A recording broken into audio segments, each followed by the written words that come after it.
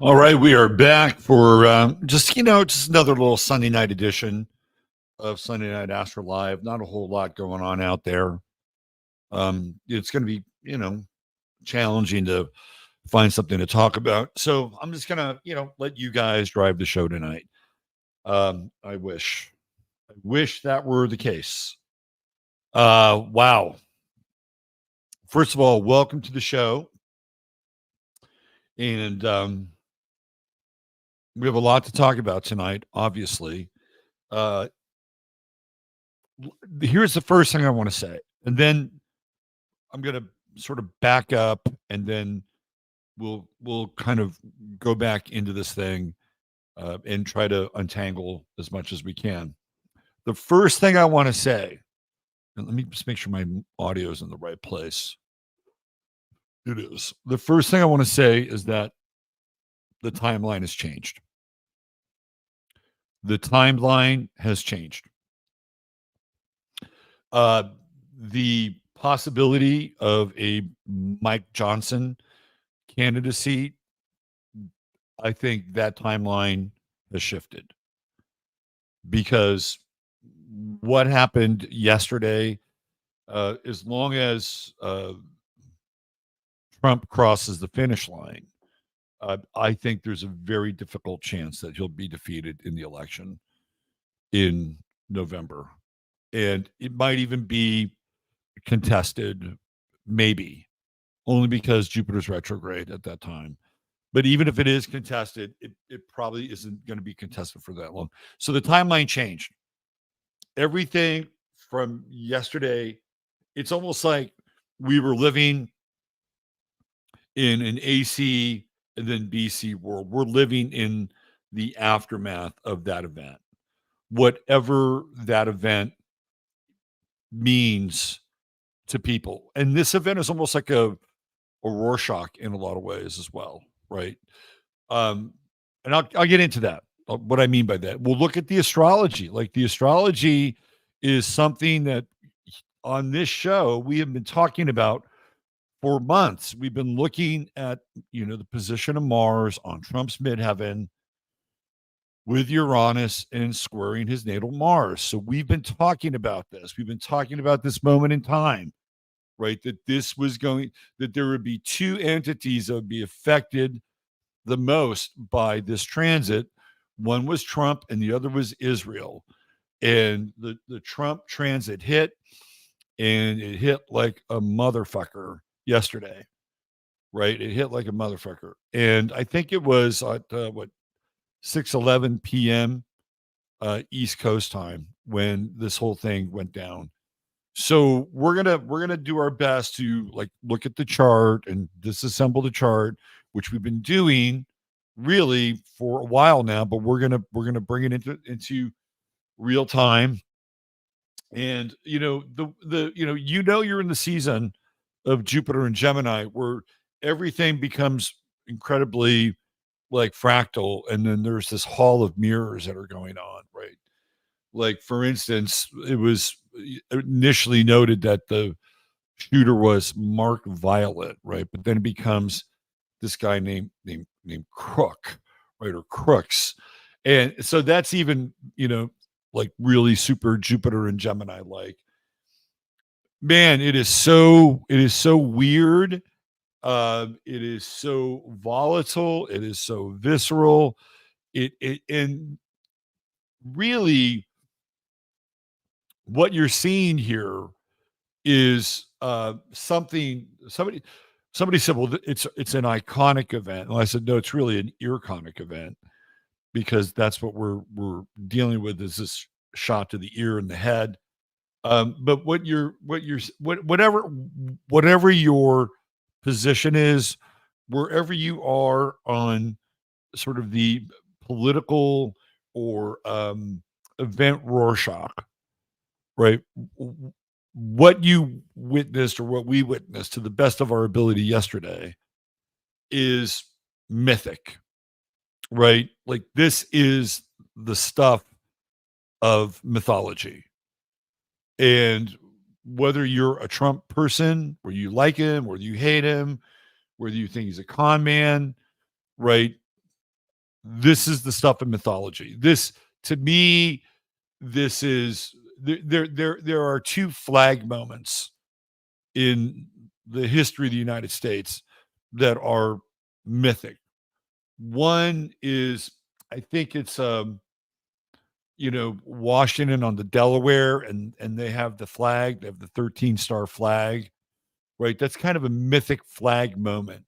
The other mythic flag moment is when they hoist the flag at Iwo Jima. This is the third, and this falls into that territory. And whatever happens from this moment forward, this image behind me is going to be seared in the history books. And whatever happens from this point forward, this image will be considered a turning point, right? Now, how we evolve from this point forward and how all this goes down, that is up for debate. And it's also something that we will no doubt experience, right? But this is a before and after event. There was an America before this happened, and there's an America that is here after it happens. And there may well be suspicion, there may well be doubt. It's like, I mean, trust me, I've had lots of discussions with lots of people that there's red flags here, there's red flags there. There's a lot to kind of try to untangle, right? And good luck, because Jupiter's in Gemini. And when you really try to, and by the way, it's also squaring Saturn right now. So when you get into the Saturn square, Saturn demands that, well, we have to look at this, right? We have to put it through the ringer, and then the retrograde, we'll go back and we'll look back at all these other incidents where presidents have been either assassinated or there's been an assassination attempt on a president. It's really funny. If you've been following my shows on 15 Minutes of Flame, I have been dancing around this topic for like the last week, right? I had a video, I think it was earlier this week or late last week, where I had Trump as Hitler, right? And I talked about like the portrayal of Trump as Hitler, and that's historically that's the story that they want to tell about Trump. And then I talked about the purge and predictive programming and how they get people to do things and how they use the purge and the purge sequels to fire up people when it came to the summer of Floyd, right? Why were people so ready to burn down America during the summer of Floyd? Well, I think you could probably say that they've seen at least 5 or 6 versions of the purge going into that summer, right? And so that movie is living inside of them. All of this has to do with pre-programming and predictive programming going into the moment. Now, I'd also talked about presidential assassinations this last week. If you watch the show, if you watch 15 minutes, you'll know exactly what I'm talking about. I talked about Reagan's assassination, and I talked about James Brady, who was shot right above the eye socket, right? And that he was shot with a 22. I talked about the 2 assassinations with Gerald Ford that took place in 1975 within the span of less than 3 weeks in California. So I've been talking about this. I've been kind of dancing around this for the last week, right? And, was I getting ready to connect the dots between those conversations and what happened yesterday? If you give me another week, maybe I could have, right? But clearly we knew with the astrology that Trump was going to have these aspects hit, right? So we're going to get into that, and then we'll try to move this thing forward. But we're on a different timeline now. This is a different timeline. This is a completely different timeline. And you know, I'm usually not at a loss for words, and I won't be at a loss for words tonight. But to try to articulate like what happens from this moment forward and how this changes things, how this changes people. I made a joke on Twitter right after it happened, but it was kind of, it was kind of real.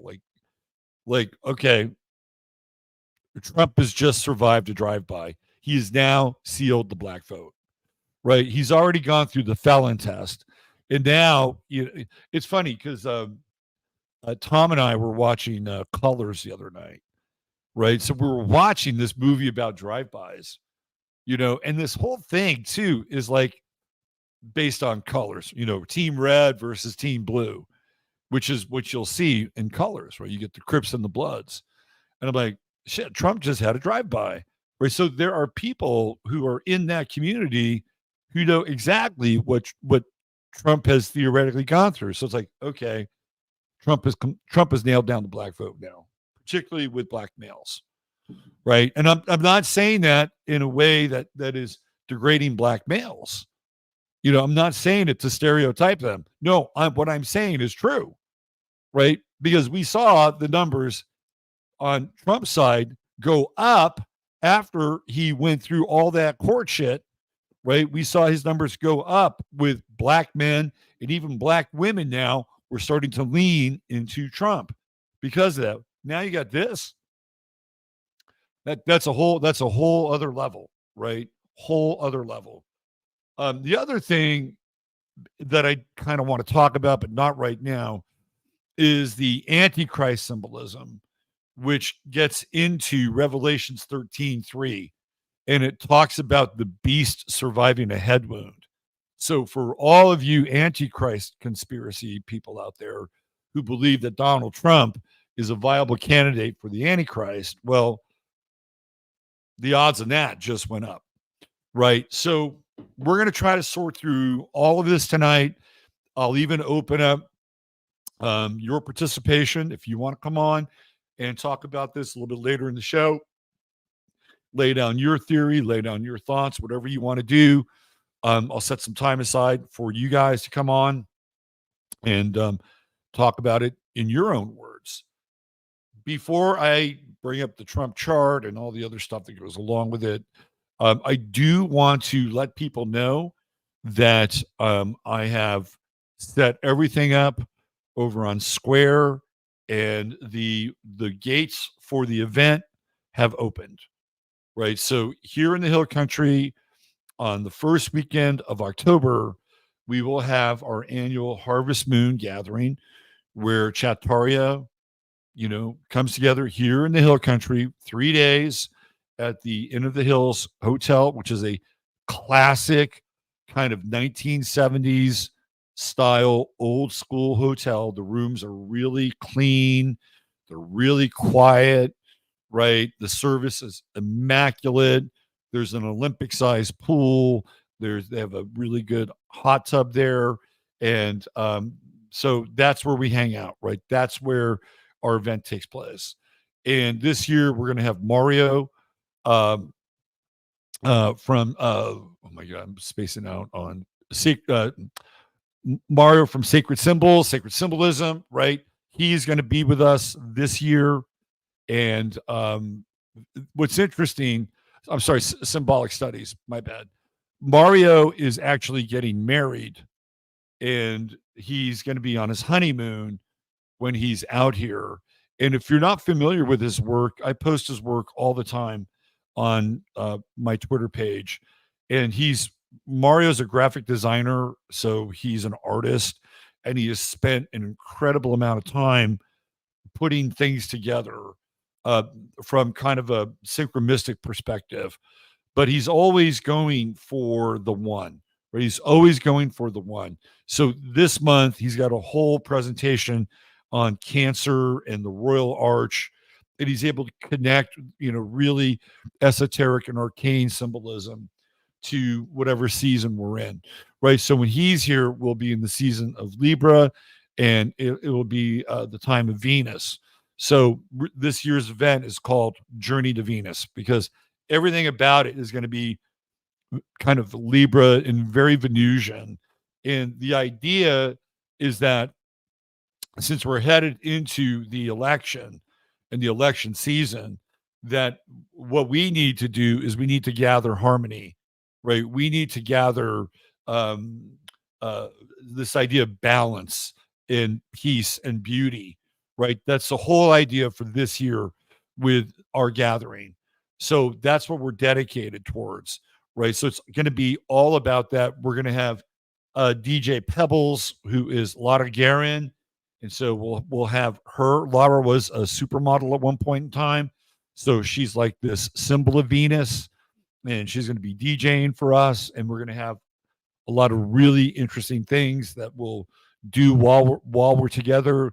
There's another speaker that I'm talking with, and I'm looking into quite possibly a time out where we do like an offsite, and it all has to do with the speaker that I'm trying to bring in, right? So it's all there, and you get um, 3 dinners as part of the experience, plus a brunch, plus we take care of all of your snacks. All the snacks are really wholesome and good. We have organic apples. We have all of our snacks are gluten free. We have grass fed beef jerky, right? So we take care of you while you're there, soaking up the information, connecting with people.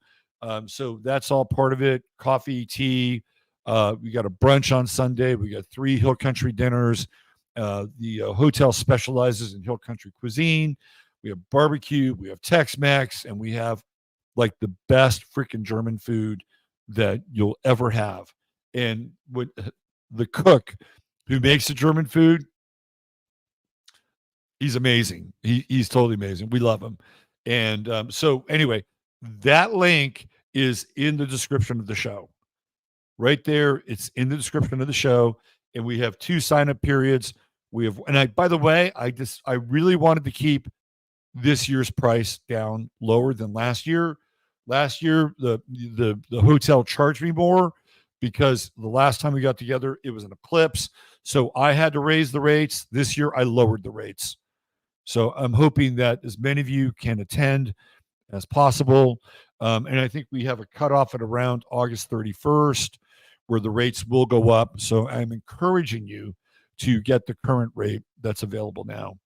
One of the things I will say before we kind of shift focus and get into the show is that every year that we've done this event, it has been incredibly positive, meaning that when people leave, they just feel different, right? They feel like they've connected with friends and family that they never knew, but feel like they know them now and knew them forever.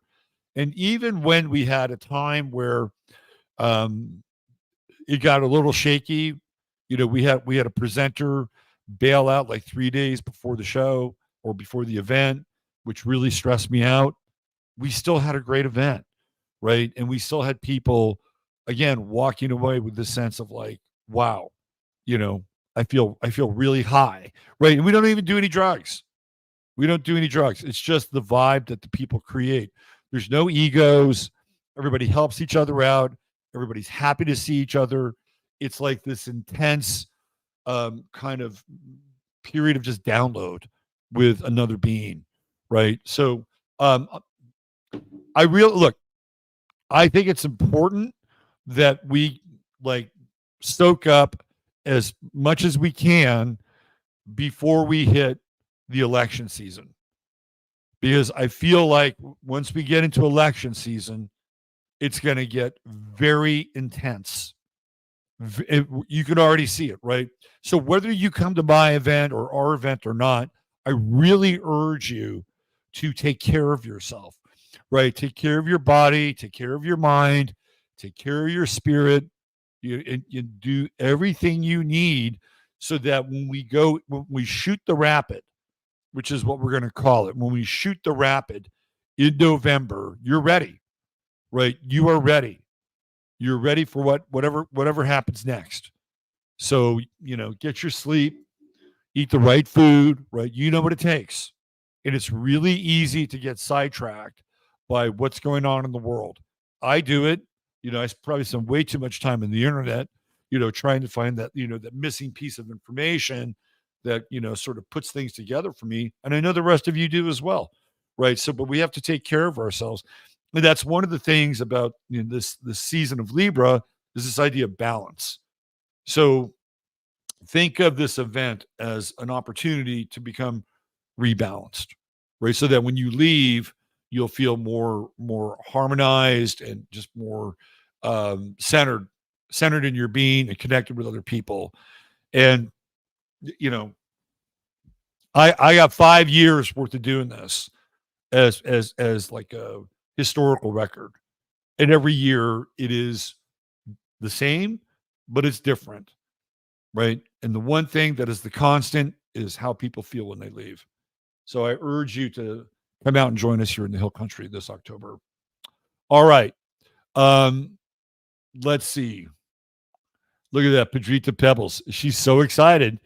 We're excited too, because we are going to shake our asses to your groovy beats. All right. Let's see. Who do we have here today? I've been just sort of yammering on. And I like to check in with the absolute best chat on the internet. Let's see, who do we have here? Got to go way back. You guys have been here for a while. Let's see.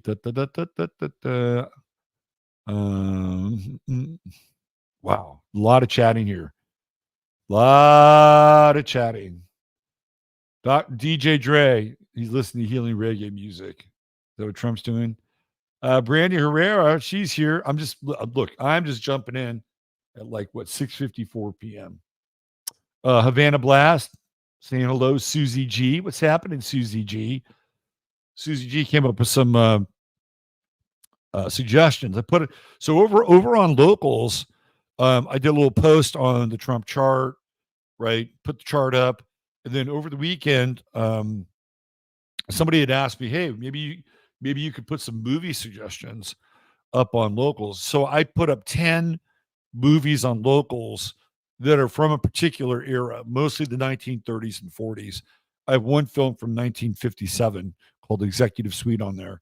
These are all black and white movies that are really interesting. And a lot of them you can see for free over on YouTube. So Susie G suggested a Paul Newman movie. And also I haven't seen that Paul Newman movie. I'll check it out.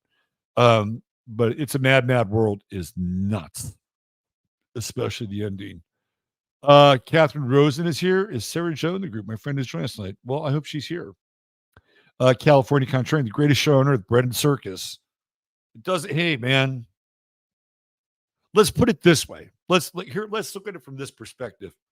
You could be fucking Europe right now. And by the way, we love our European friends. We love you, right? And my heart goes out to many of you because you're struggling with a leadership that is under the yoke of an international consortium, right? So my heart goes out to our European friends. But you're not going to get this kind of drama and shit over in Europe, right? So I'm just saying it could be Europe, and then we wouldn't get this kind of bread and circus. It might be different, but it wouldn't be the same. Let's see, who else do we have here? Nora Rashid is here. What's happening? Janice Phillips. Janice Phillips seems like the kind of woman you'd want to have in your life when the shit hits the fan. Just saying. Let's see. Who else do we have here? Sheila Sampson. Is everybody getting the lay low advisory for next week astrologically? I'm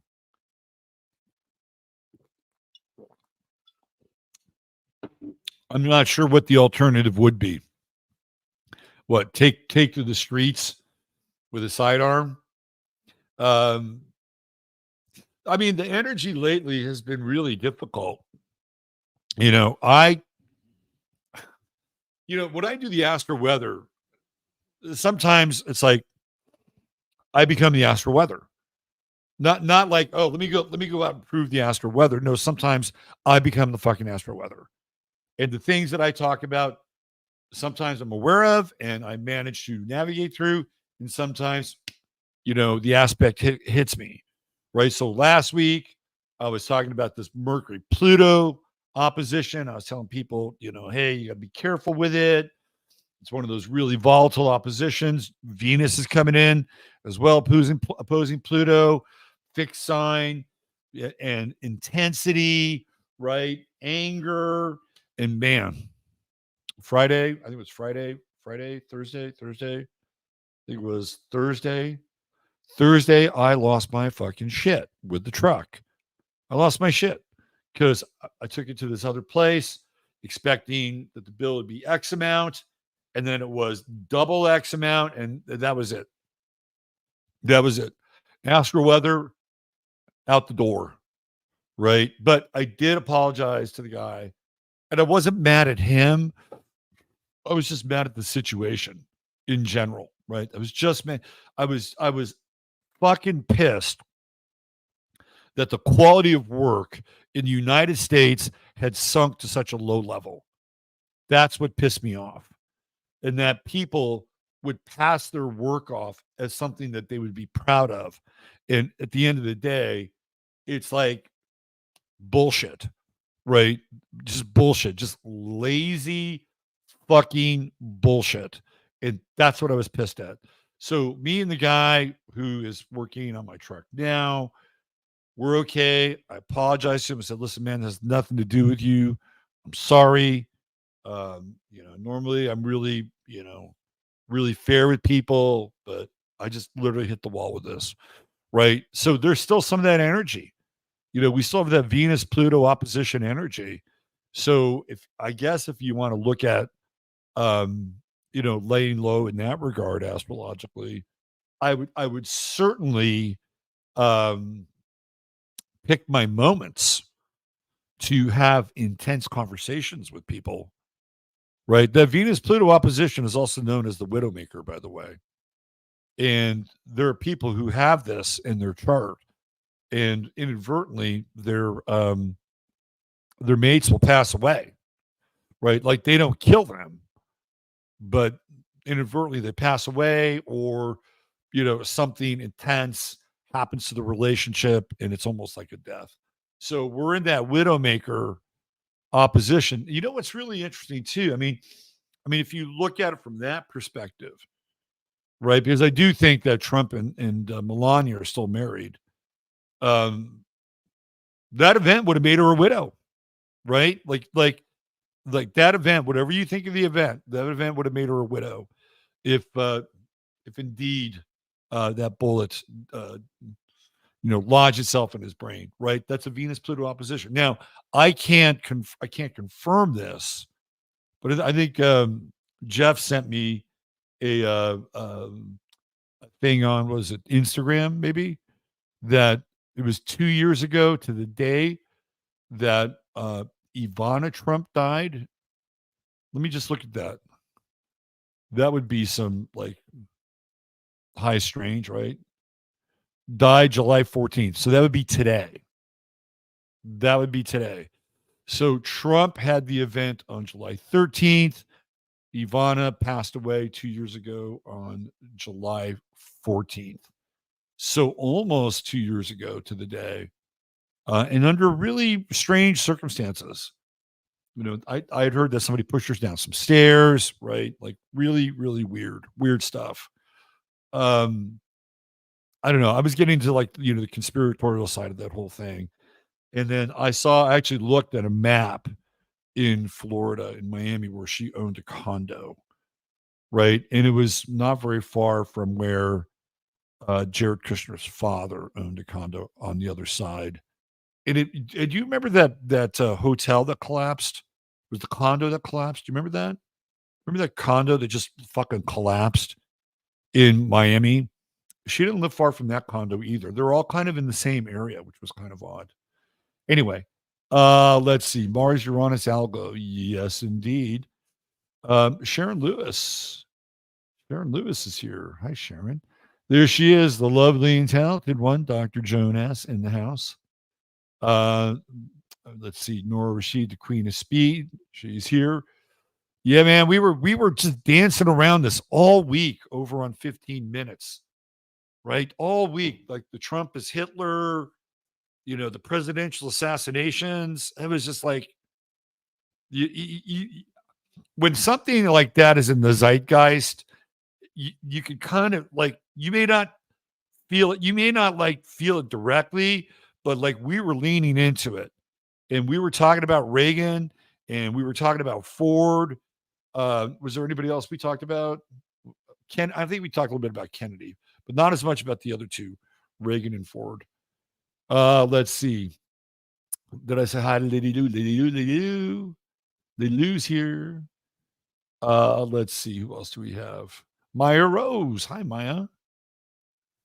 Let's see. Sell that condo, Shirley. Get on out here. We need to see you again. Sure, bring Dave this time. Bring your motorcycles too. Saddle up with those motorcycles. All right. Who else do we have? There's my man Ryan. What's going on, Ryan? Good to see you.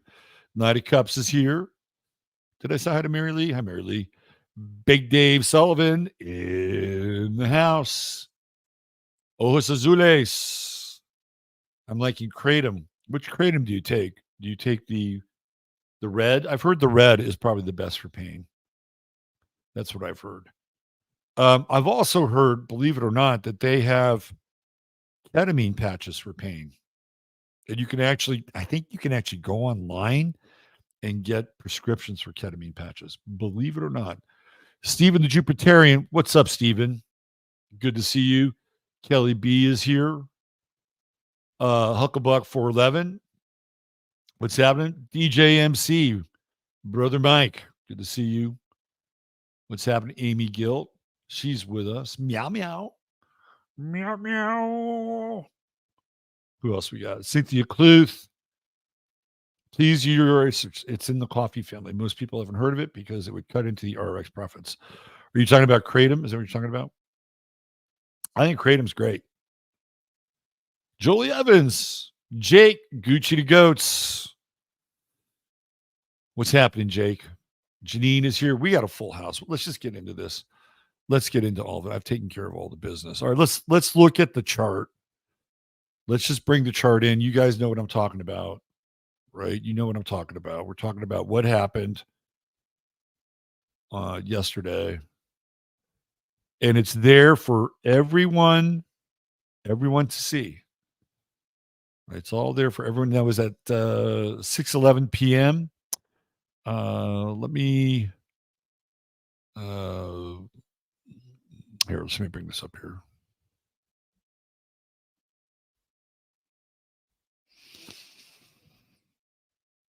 All right.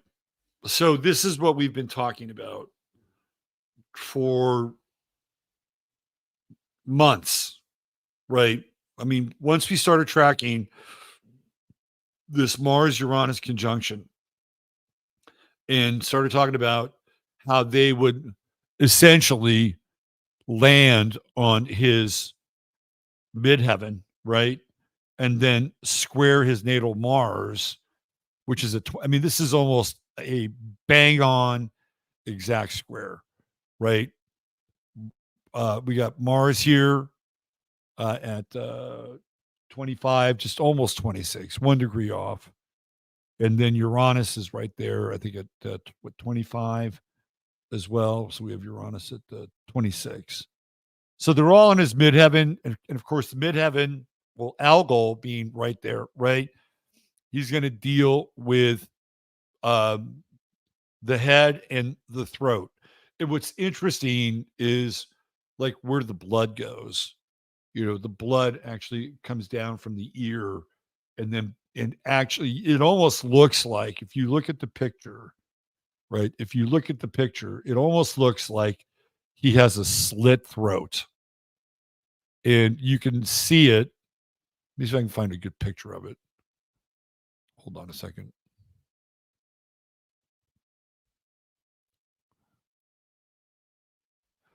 Yeah, here's a better picture of it right here. So you can see that let me just pull it up. Yeah, it's right there.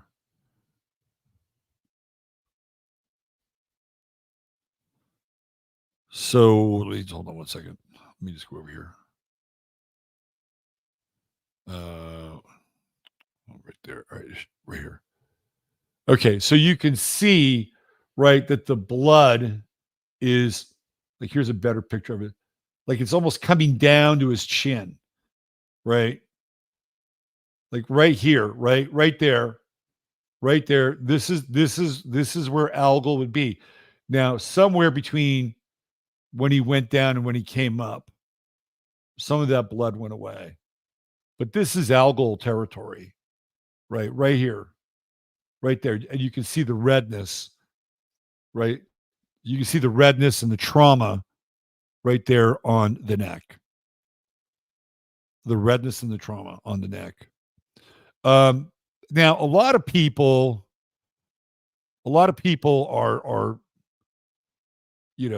questioning, like, this whole idea of, when he comes up and he says fight, right? Fight. Like right here, right there. But like, okay, so he's got Mars on his ascendant. What do you expect him to say? I mean, there are people who are thinking like, okay, this is all, trauma-based trigger mind control. Sure, right? I mean, life in general is trauma trigger-based mind control.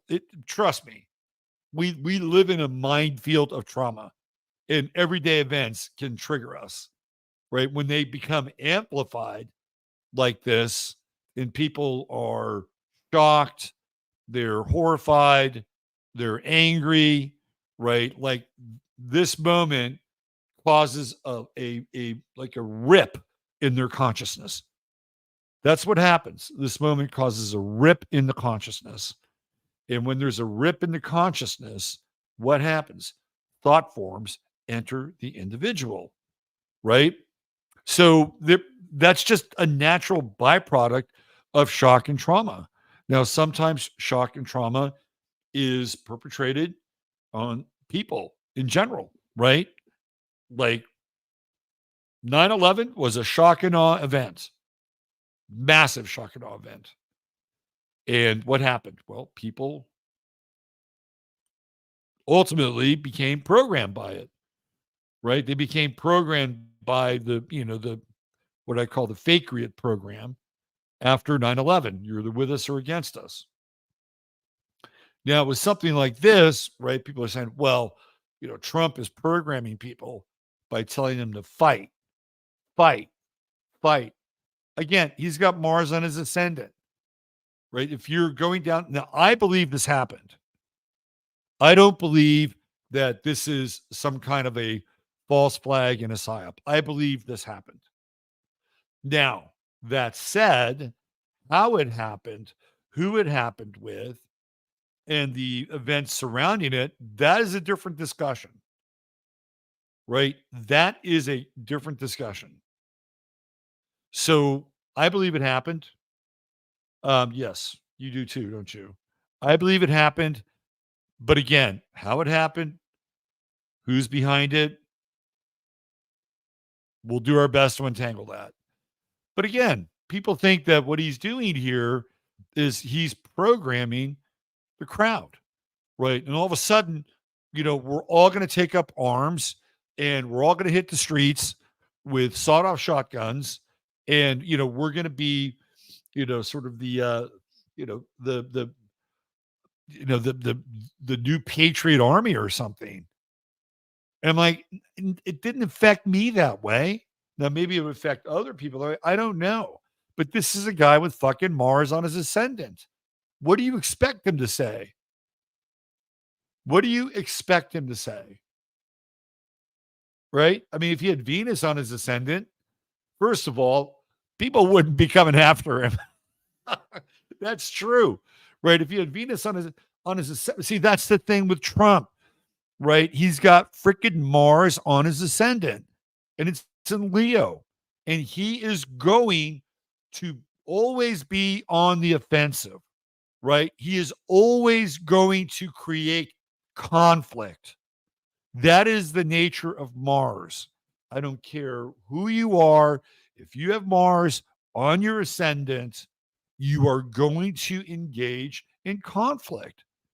That's the way it is, right? I was joking about Joe Biden and how he's a Scorpio, and I use this metaphor of the scorpion and the frog, and how that's just how Biden is because he's a scorpion and he's going to essentially poison the Democratic National Committee, and they're all going to go down with him. Well, that's true, right? But Trump archetypally has his own like way of dealing with the world. It's confrontational.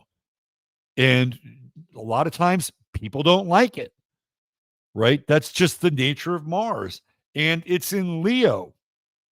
And people are going to project onto that Mars and Leo.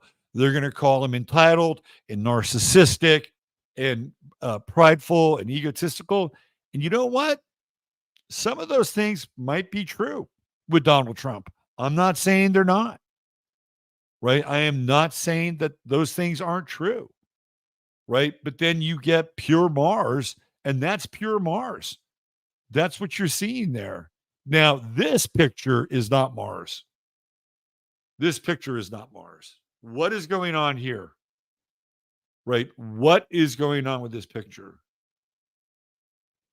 To me, again, you're starting to see a little bit of that algol right beneath the lip, right here.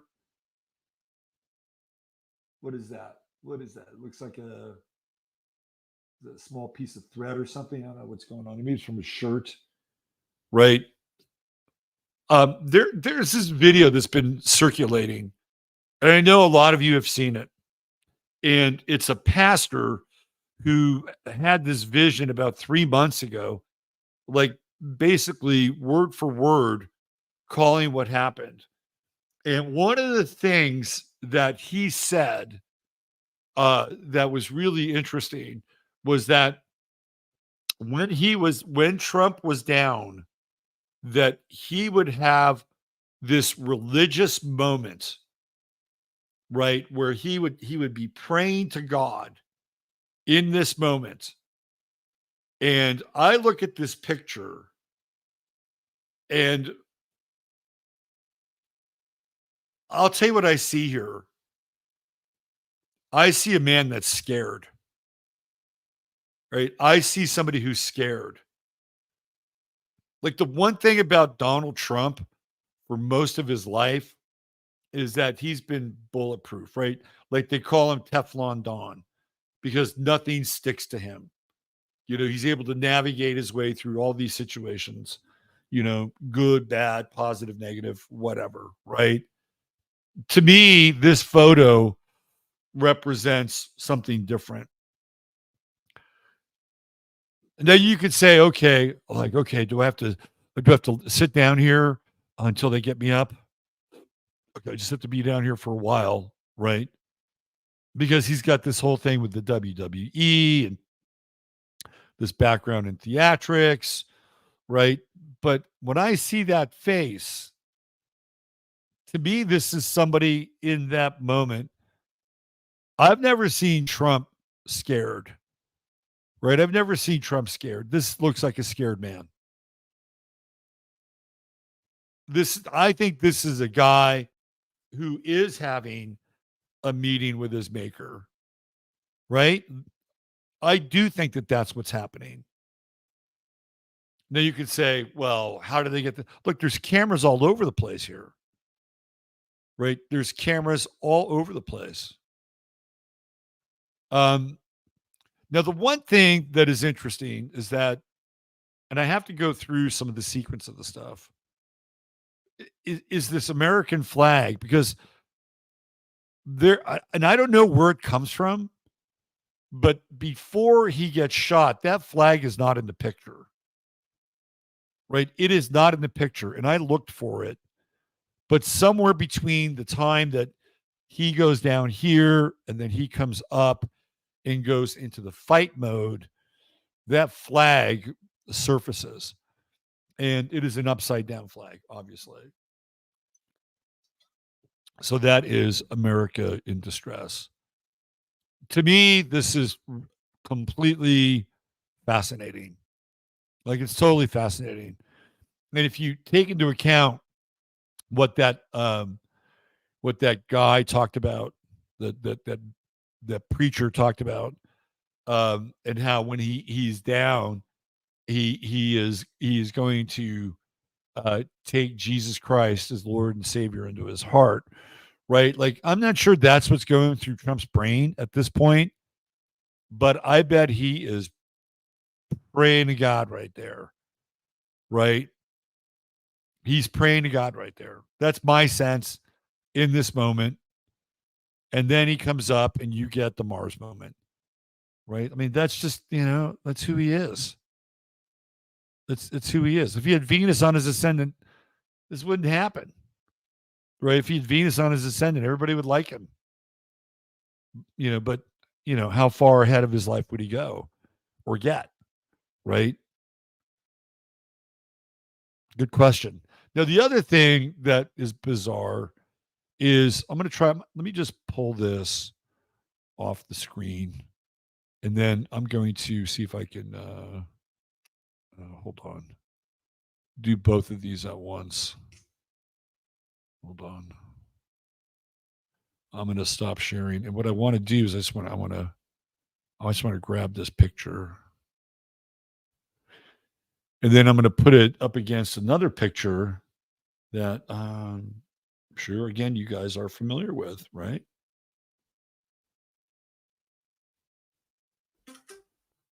Okay, let me do this. Let's go back. Let's see. Let's go back. Let's go back here while I grab this picture.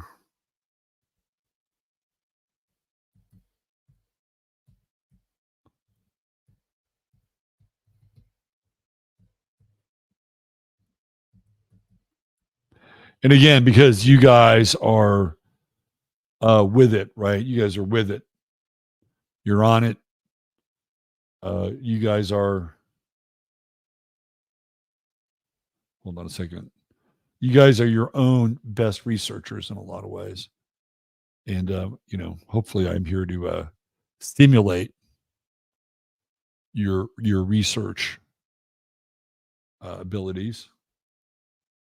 And this is really what we're talking about here. And again, I know that you guys know all about this, but for those of you that don't, let's bring it into the mix so that we can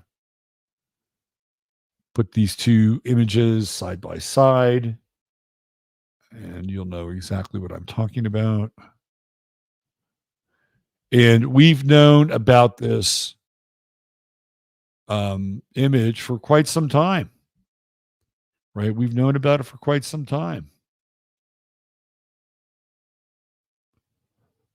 But that said,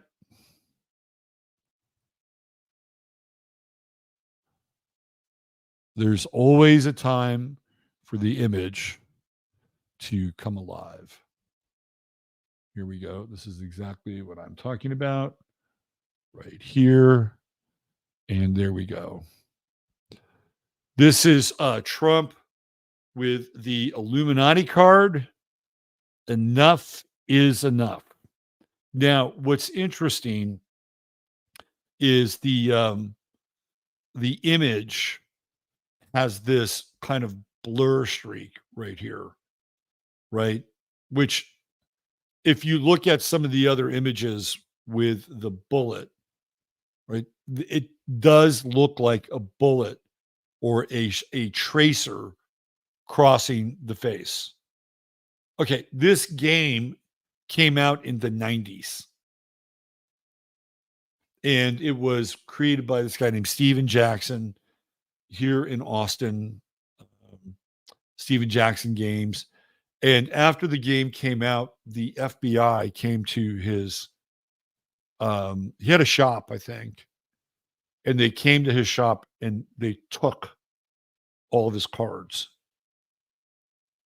And I think that they were questioning him because the stuff that came through the Illuminati cards is fucking crazy, right? It's crazy.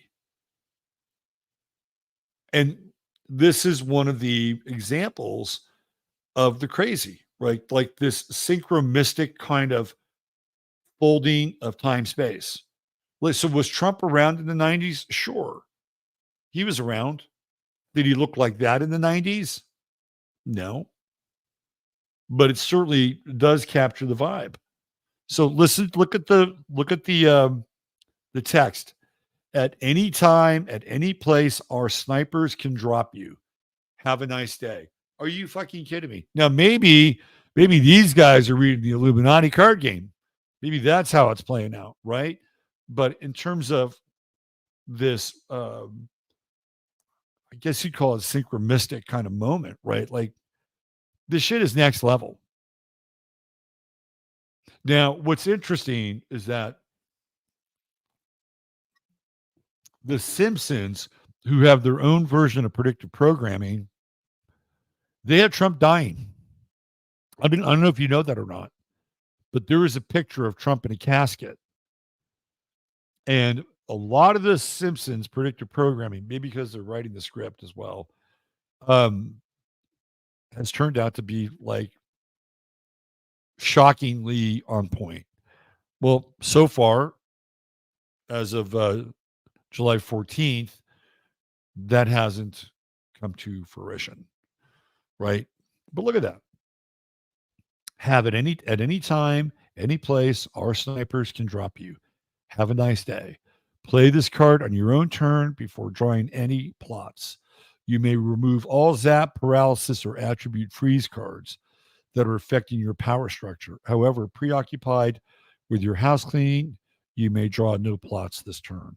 Draw no plots. So this card, which is interesting, frees up all these other things that would be, let's say, again, this is like kind of Magic the Game or something like that, but it's got its own, kind of rules and um, uh, rules of engagement, right? So let's just look at this line. You may remove all zap, paralysis, or attribute freeze cards that are affecting your power structure. What does that mean? What does that mean? Now, clearly in the game, it means something because, I think through these cards, each individual is attempting to take over the world, using the powers and the tricks of the Illuminati. Now, this game came out of the world of Robert Anton Wilson. So Robert Anton Wilson wrote the Illuminatus trilogy, Cosmic Trigger. If you haven't discovered the writing of Robert Anton Wilson, I highly recommend it. There's a lot of very interesting truths that are buried in his work, but he is not somebody who is going to tell you up front what's happening. Robert Anton Wilson is known as a Discordian, and that's kind of the world that he comes from, is Discordia, right? So he is kind of an agent of chaos, but he's brilliant. He's really, really brilliant. So a lot of the ideas and structures of the Illuminati card game come out of Robert Anton Wilson's world. Now, if this is true, you may remove all zap, paralysis, or attribute freeze cards affecting your power structure. So, what does this event with Trump do as it relates to the current power structure? What is there? Okay, they cannot go on the attack with Trump right now. They can't. They cannot go on the attack with Trump. And they were getting ready to put a total blitzkrieg on Trump. Now, supposedly, there was some kind of a conversation with Biden where they said we have to put him in the bullseye, right? Like his team was talking about, we've really put the pressure on Trump and we really have to go after him. I'm thinking, well, that's metaphoric, isn't it? Right? Or is it? Or is it metaphoric? Maybe they really were going after the quote unquote bullseye. But there's no way that anybody at this point in time can go after Trump. You can't do it. You can't do it. Reagan's popularity after he was shot, and again, I'm not even sure if that's the same Reagan, but anyway, his popularity went through the roof, through the freaking roof. I don't know about Gerald Ford's popularity. I mean, he was kind of a bumpkin, and people were just happy to not deal with all of the drama surrounding Richard Nixon. Right? That was really what Ford was all about for a lot of people. What was the saying? Uh, he's no uh, he's no Cadillac, but he's a Ford. I mean, that's kind of how people viewed him. He was like I don't know, a Ford LTD or something like that. Right? For 2 years, Gerald Ford was a soporific, and Nelson Rockefeller ran the country for 2 years. Right? So it wasn't like his popularity went through the roof. Trump's popularity will go through the roof. It will go through the roof. And he's almost untouchable at this point. Right? So this whole idea, you may remove all zap paralysis or attribute freeze cards affecting your power structure. I mean, I think we could probably rename them and change the vernacular and say that whatever happened yesterday has neutered the current administration, the Democrats, and for all intents and purposes, the so-called enemies of Trump. Now, how long will that last? I don't know. Right? He may get, so what is tomorrow is the beginning of the convention. So he's taking this momentum like into the convention.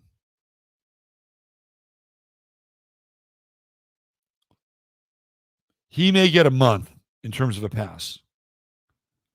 Right? He may get a month. He may get 30 days. But they can't go after him at this point. Right? He's literally bulletproof. Literally bulletproof. Because whatever you perceive this event to be, right? Whether you think it's real or not, whether it's a psyop or not, right? He's pretty much bulletproof from that perspective. Now, there are other people who will say, okay, well, they're going to use this and they're going to push their agenda, and their agenda being whatever the Trump agenda is. Zion first, Israel first, Christian Zionist, Christian nationalist. I mean, you fill in the blank, right? I mean, there are people who have those ideas.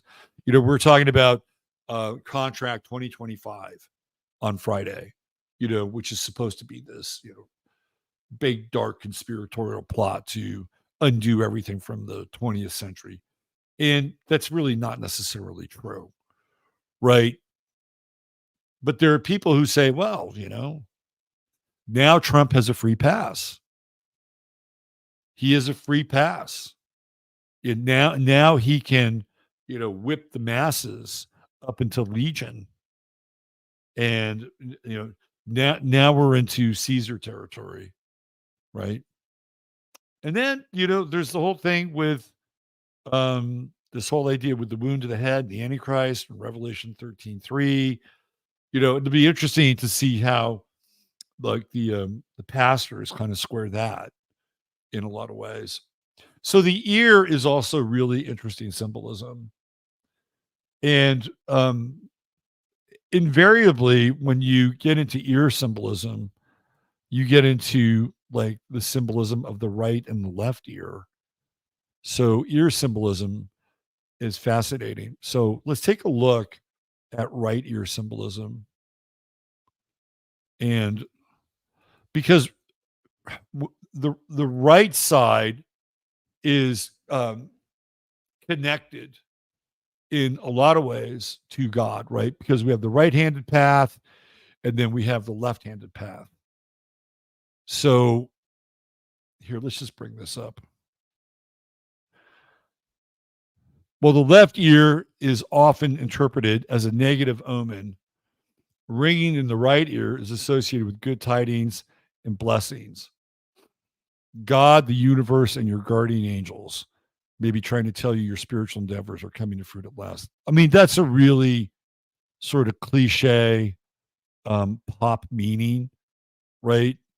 But the right ear is definitely connected to this idea of God. Now, this is all ringing in the right ear, but we're just talking about the right ear, right? So let's just put this into the right ear context.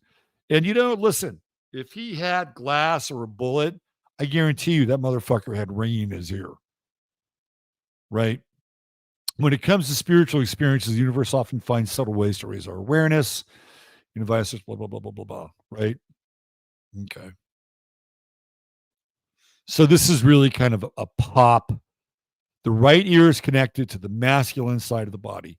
This is true, representing qualities such as logic, confidence, focus, strength, and stability. When you experience ringing in your right ear, it may be a sign that your spirit is trying to draw your attention to aspects of your life related to these qualities. It can be an invitation to explore your life goals, assertiveness, areas where you can manifest positive change. Now, this is also really interesting too.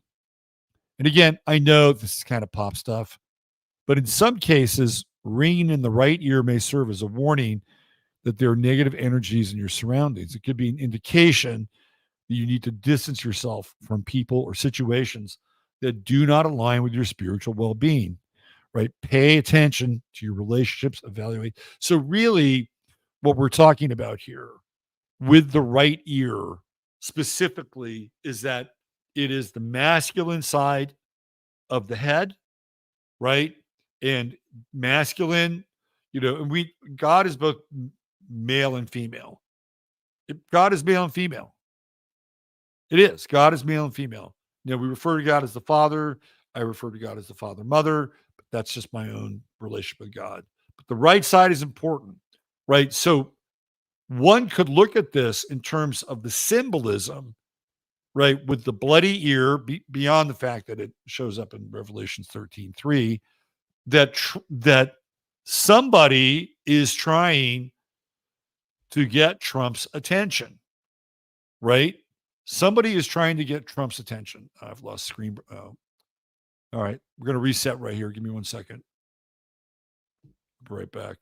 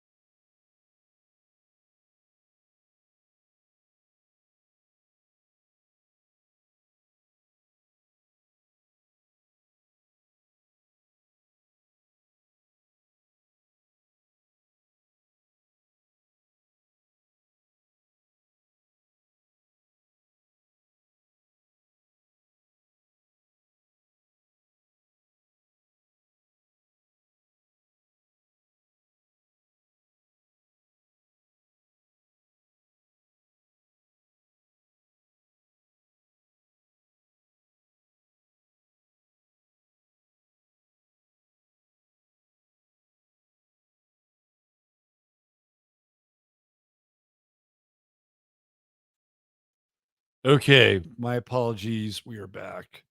Um, Somebody is trying to get. Okay, if to me, right, the symbolism for me with that moment, and whether it's the shard of glass or whatever, right? To me, this is God trying to get inside of Trump's head. To me, that is the message. That's the message. And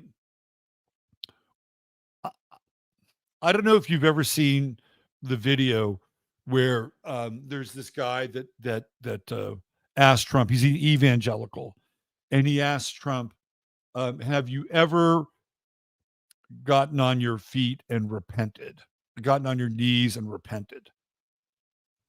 And Trump kind of dances around the question, right? He kind of dances around the question, and he talks about his relationship with you know what's his name, Bishop, uh, the guy who did the power, Norman Vincent Peale, right? Norman Vincent Peale was somebody that Trump considered to be one of his spiritual teachers. Power, positive thinking, all that stuff. Norman Vincent Peale married Trump to Ivana, and so he's dancing around this question, and basically he's saying no. And what he's trying to do is he's trying to tell him, "Hey, I'm okay. I believe in God, even though I've never gotten on my knees and repented." Right. Well, my sense is that with this event, and again, I do believe it happened, that Trump got his bell rung. Right. He got his bell rung. He got his spiritual bell rung. And when you look at this photo, right? This is somebody to me who is in this moment, he's vulnerable and he's terrified. And frankly, I don't think he's acting. I don't think he's, oh, I've got to portray myself as a vulnerable, terrified person because there's a camera that's right between the Secret Service person's leg. No, I think this person right here is dealing with terror, right? And I think he's having a very singular moment with his maker. And then he comes up and you get the Mars on the ascendant. But that's the symbolism of the right ear. The right ear is the ear of God, the masculine aspect of God. And that's what is this? To me, it's a wake-up call. Right? This is a wake-up call. Now, again, you could go to Revelation 13:13, and it has a whole different meaning. And we're into, and this is just, this is total, Trump being the, kind of the master Gemini, right? So you'll have more than one interpretation, So here in Revelation 13:13, talking about the Antichrist, and I saw one of his heads as it were wounded to death, and his deadly wound was healed. And all the world wondered after the beast. So the beast has all these different heads, right? So this is one of the heads of the beast, and that it has a wound that it recovers from. Well, Prince William has a wound as well that he sustained with, I believe, a golf accident when he was young, right? So he's sustained a wound as well. And Prince William is also kind of in that category, in that conversation. But I think in this regard, Trump really, I think he has this spiritual come to Jesus moment. That's my sense, right? And you can have all the high strange, right? All the high strange around it, and there's plenty of high strange. You've got the people. Hey, there's a guy up here with a gun. Why don't you do something about it? Oh no, we're gonna let that go. No, we're not gonna pay any attention to that, right? And then I've even seen a photo where it looks like there's two shooters.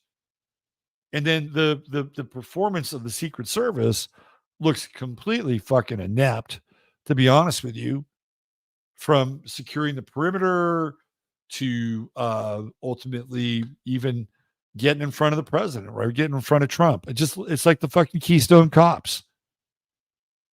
Now, do you think that the Biden administration is going to have some kind of an internal discussion about the Secret Service? And why was there a stand down? And there are people that are going to say, well, there's a stand down because, they're going to let this happen because, they're going to expose everybody. I mean, that's a really high risk sort of moment, right? Like anything could go wrong if you let something like that happen. That's one man's opinion. So I think that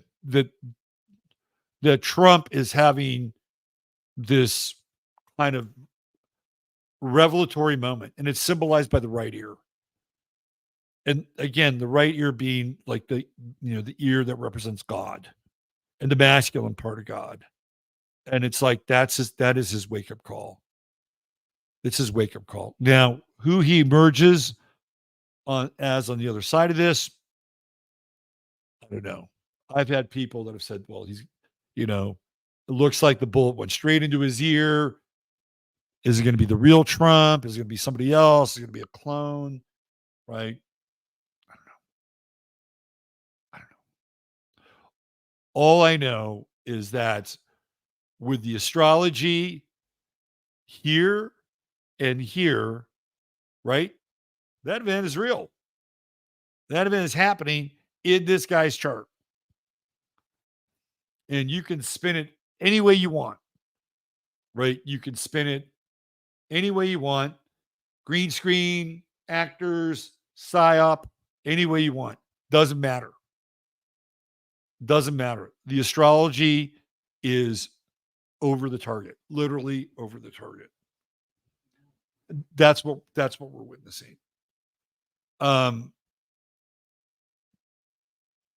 I do have to say, like the background of the whole thing is really weird, right? Because there are people that are in the background that are actually acting. When I say acting, I mean that they're um, engaged in some participation.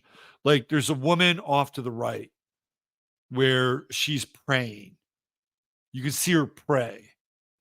And then there are other people who seem really disconnected from the event. I don't know how to interpret that. Right? Some people are saying, well, it's a green screen, or could they insert people? Well, why don't we do this? Let's take a look at the Trump assassination. Why don't we just do that? And then we can look at this thing and speed it up and slow it down and get kind of a flavor of the background. Okay, so this is the video. Okay, so let's do this. And let's slow it down. Let's slow the video down. And we're going to bring it down to about half speed. Okay. All right. So let's do this. And I'm going to share the video and we're going to break it down. All right. So there's the crowd behind him. Interesting how everything is like 2:11 or 11. This happened at 6:11. This video is 2 minutes and 11 seconds long. All right. Anyway, just a notice. All right. So here we go. And that's a little bit old, that chart. That chart's a couple of Sorry about months immigration, old, right? And if you want to really see something that's said, take a look what happened.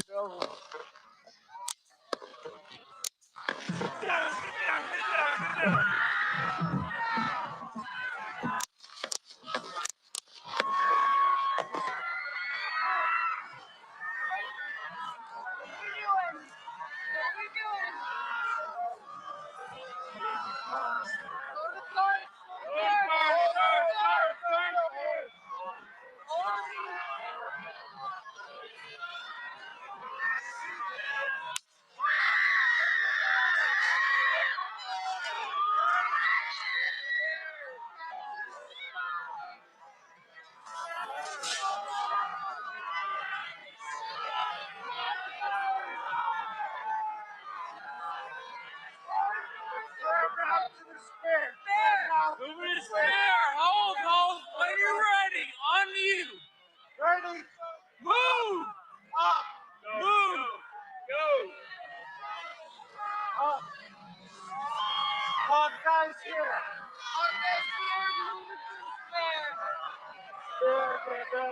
Spare, get ready. You ready?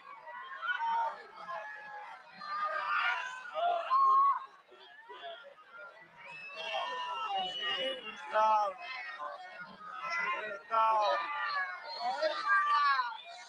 We're good. Shooters down. Are we good to move? We're clear. We're clear.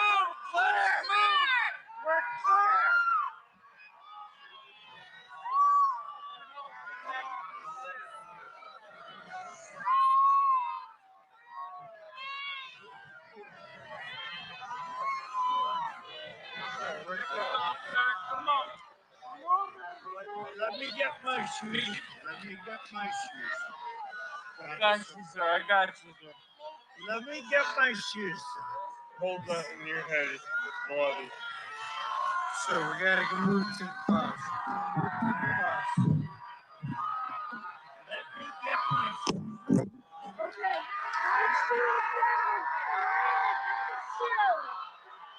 Watch out.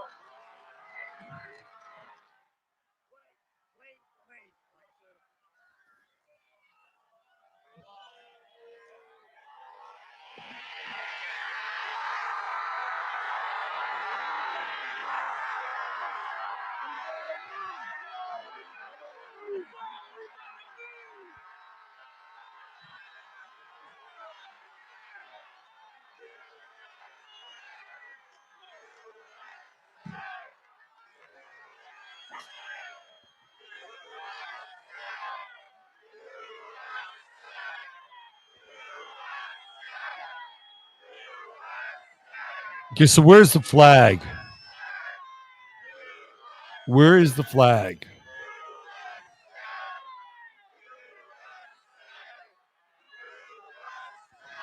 The only thing I can think of is that the flag might have been above him and we're not able to see it, but somebody down below can see it, right? Like how does that flag play a part in that picture?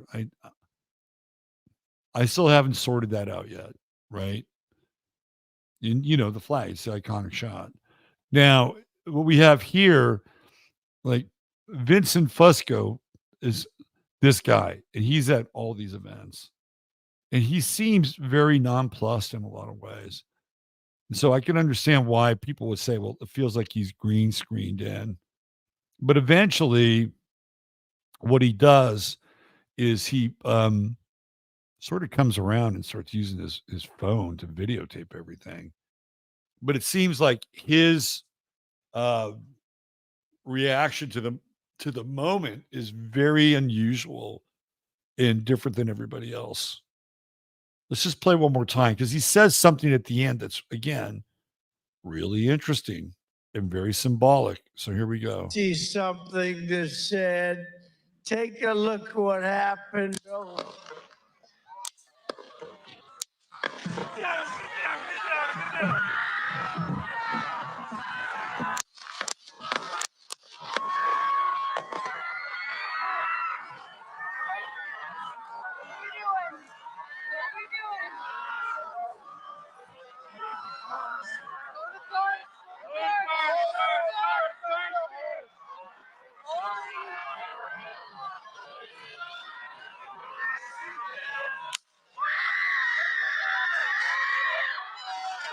So people are looking from this direction,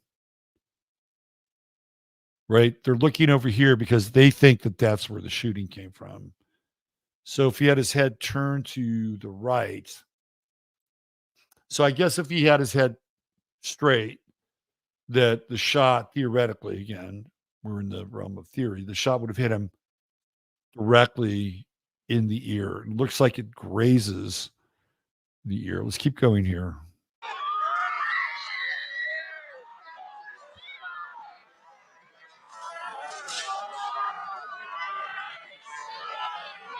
This Fusco guy just does not have a pulse whatsoever, right? He just does not have a pulse. So I can understand why people think that he's not even really there. Hold. When you're ready, on you. Ready? Move! Up! Move! Go! Up! Hawkeye's here! Get ready! Get ready! You ready?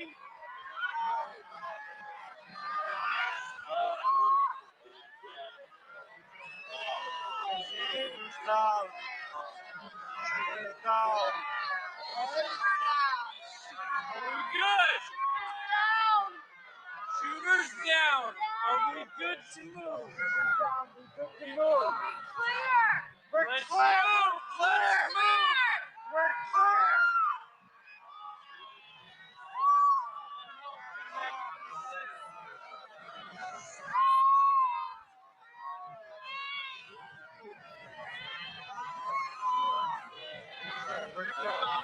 Come on. Let me get my shoes. Let me get my shoes. Okay, did you hear that? He says, let me get my shoes. Let me get my shoes. Whatever happened knocked him out of his shoes. So I'm assuming that Trump does something like Cole Haan slip-ons. That's what I'm assuming. Like that would, or some kind of Armani slip-on or something like that. Or Brooks slip-on, right? Like a dress shoe, but not one that he ties. Now, what's interesting about the shoe is that it's connected to the feet, and the feet are connected to what? Pisces, the soul, right? So again, there's this symbolism here that, first of all, we're dealing with the right ear, which is the aspect of the male aspect of God, logic, ration, reason, right? All those things that we associate, with that type of expression of the mind of God. And then we have this thing with the shoes. That's really interesting. Like, let me get my shoes. So whatever happened, fucking knocked him out of his shoes. But again, from a symbolic perspective, those shoes are Pisces, right? And the soles of your feet represent what? Understanding. So to me, there's enough symbolism here, right? There's enough symbolism for this idea that he's having, for lack of a better term, a religious moment or come to Jesus, I think could be absolutely 100% true. Even when you look at his chart, right? When we bring his chart up here, like what's going on in his 12th house? Well, we have Venus, which has moved into Leo, right there. We also have Vesta, which is conjuncting Pluto in his chart. That's a really interesting conjunction. Vesta, to me, is one of the least understood of the asteroids. So just a quick primer on the asteroids, right? The youngest of the asteroids is Juno. Juno, we connect with the month of June. It's the month just before the summer solstice. So it's really very fertile. It is the height of the growing season, and Juno is related to fertility and birth, starts, new beginnings, right? So that's Juno. Then we go to Ceres, which is the next oldest asteroid. They're all feminine. Ceres is about nurturing, growing, feeding, right? So once you give birth, Ceres kicks in. That's what Ceres does. Ceres is the nurturing mother. This is the fertile. This is the fertile virgin beckoned with fertility and possibility, right? And somewhere between Juno and Ceres, a child is born. So Ceres is all about raising the child, nurturing the child, right? There's some sacrifice involved with Ceres. Then it's all feminine, right? So when the child is old enough, the child moves on, but the relationship between the child's mother and the child's father still exists. And this is where we have Pallas. So Pallas, Athena, or Pallas, is often represented by Hera, who is the celestial consort of Zeus. And of course, Zeus would ask Hera what would happen to this human or this demigod or this god. And since Hera had seen everything, Hera could tell you, well, I know how this is going to play out, right? So when we think of Pallas, we think of pattern recognition, right? That's the role that Pallas represents, pattern recognition. You see it often enough, you understand how these things unfold. The oldest of the asteroids is Vesta, and we get the term Vestal Virgin from Vesta, right? That's where we get the term from, Vestal Virgin. And it's the oldest of the asteroids, and it represents the sort of the end of one's life, right? Like the conditions towards the end of one's life. And I've always felt that there is something really interesting about the because when you look at Ceres, and you see the symbol of Ceres, to me it's like the staff of a shepherd, and like that's what you do, right? That's what you do with somebody that you're nurturing, right? It's like you're tending to your flock. For me, Juno really to me it looks like a dandelion, right? And then you blow that dandelion and all those spores go flying to the wind. And every single one of those spores creates a new dandelion plant. When you look at Pallas, Pallas to me looks like a looking glass, where you're looking through it. You're seeing through this thing, right? That gives you this ability to make connections. To me, Vesta is like a flame. It's like the immortal flame flickering back to you from the end of time.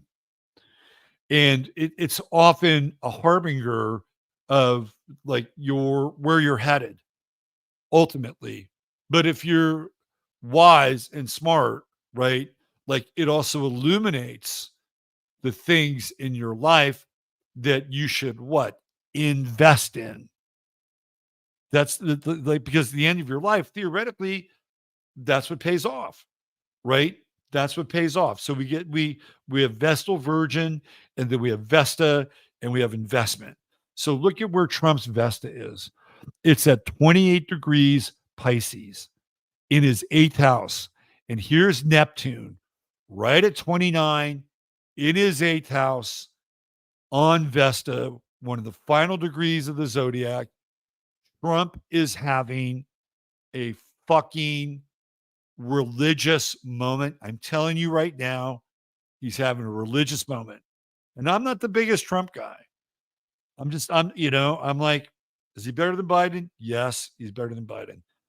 Did he take too much credit for Operation Warp Speed? Way too much, right? Way too much. Did he allow his shithead son-in-law and daughter to come into the White House and kind of, run things, even though we didn't vote for them? Yes. Did he let Tony Fauci push him around? Yes. There are a lot of things about Trump and his first 4 years of presidency that I'm quite critical of, actually, right? But there's something going on now with this guy's chart, right? Because he has Neptune conjuncting Vesta in the 8th house. And look where Saturn is, right? Saturn is retrograde.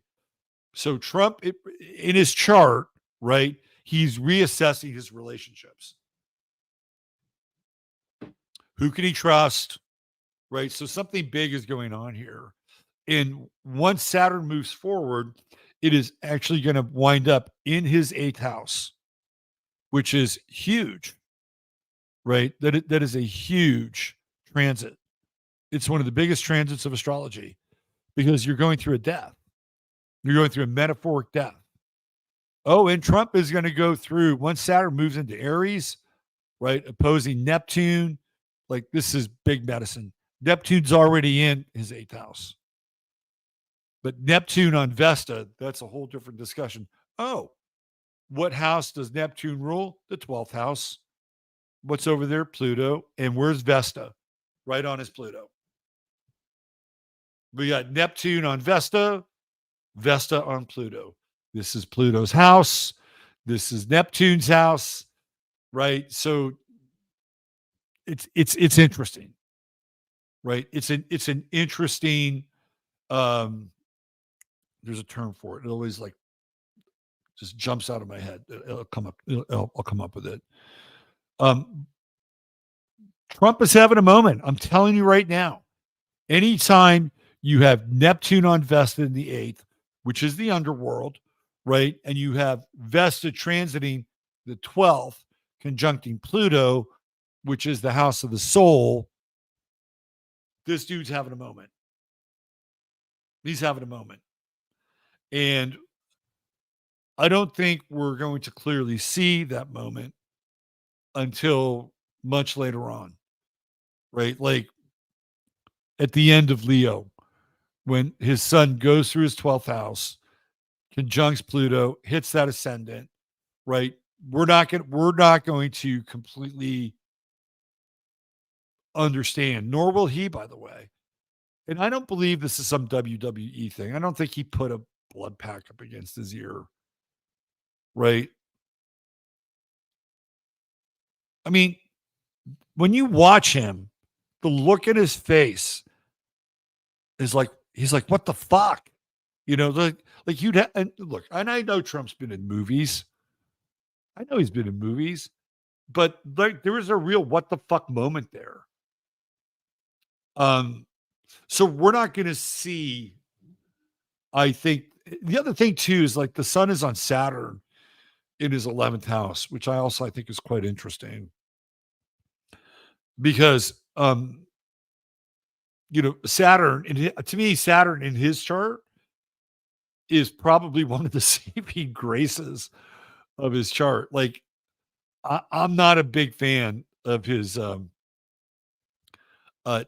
Neptune square with Mercury. Just not. Or his Neptune square with Jupiter. That's, it's like talk big, not always like follow up on your word. Right. It's really untrustworthy. But Saturn is, I think, one of the saving graces in his chart. And he has that Saturn-Venus conjunction. And when I think of that Saturn-Venus conjunction, I think of like that old guy, George from the Apprentice, like the guy that he would always lean on. Like, to me, that's the Venus-Saturn conjunction in his chart. Like, he has this old dude that, in that moment is his sort of partner in this decision-making, right? And Trump has always had these older men in his life that he's had these relationships with. And some of them are really, questionable. Roy Cohn was a really questionable person, right? And Trump has this relationship with Roy Cohn. Trump has this relationship with Norman Vincent Peale. Trump has this relationship with Liberace. He's got his relationship with his father, right? Saturn's the father. So Trump has always had these older men in his life, right, that kind of play the role of the mentor. Like even fucking Sheldon Adelson is Saturn in a lot of ways, or he was. So I also feel like that there's a lot of traction in loyalty with that Venus-Saturn conjunction. And now with the sun conjuncting Saturn in his chart, I think, again, it illuminates like what is who's in his social circle and who he can theoretically count on as a quote unquote friend, right? You're going to see his popularity spike. There's no doubt about that. With Jupiter coming in and getting very close to his sun. In fact, he'll have a Jupiter-Sun conjunction. And Jupiter will conjunct the sun on election night. Trump's popularity is going to go through the fucking roof. All right, we can see that with Jupiter. But I'm actually, and I am usually very cynical. I'm usually very cynical, but based on Neptune conjuncting Vesta, right? And Vesta conjuncting Pluto, something's going on. Something much deeper is happening. When you get into Vesta, you're into endgame, right? You're into endgame. You're at the last stage of your life, right? So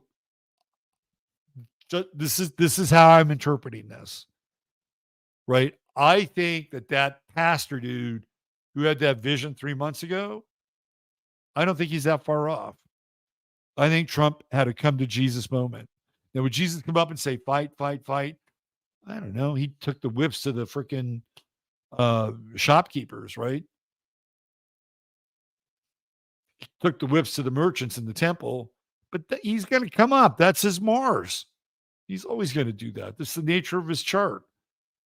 In a lot of ways, that's a reflex action. But I think that comment, hold on, my shoes. And I find that to be really fascinating, and particularly from a symbolic level. The shoes are Pisces, right? The ankle is Aquarius, but the upper part of the foot and then the toes, the insole, and the sole itself is Pisces. So the shoe covers the sole. He literally got knocked out of his shoes, which meant that his soles were exposed. In that moment, he's basically saying, he got knocked out of his fucking shoes. To me, that's huge. It's huge. And it gets into everything that I'm talking about here. Neptune on Vesta and Vesta on his Pluto. This is the house of the soul, right? This is where we leave the chart. Trump had a moment. He had a moment right there. Right there. By the way, you probably don't know this, but Jared Kushner's true node is on Trump's Pluto. When I saw that, I'm like, that motherfucker, he's a succubus. He is a succubus. He is going to go into the White House. I said this when I was on Gaia with Regina Meredith. This was, before we knew really anything about Jared Kushner and how this whole thing was going to go down. I said his true node is on Trump's Pluto. He is going to tap into Trump's power. He's going to tap into Trump's power and his resource. That's exactly what he did. Exactly what he did. Right? So he's not in the picture right now, but Vesta sure is. I think it would be very interesting to have a conversation with Trump about what happened in those moments. Because if that guy was ever going to find God, it would have been then. And it would have been then astrologically. And we have the evidence of the ear, the right ear, right? The right ear being the logical, rational, masculine, male side of God, right? And then getting knocked out of his shoes and just literally dealing with his souls. That's what I'm seeing here.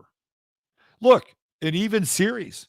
We got a Ceres conjunction with Vesta, right? So what's that mean? It means that moving forward, I think he's going to be much more particular about who he is going to be associated with, right? We're kind of, and he's got Pallas in the 5th house.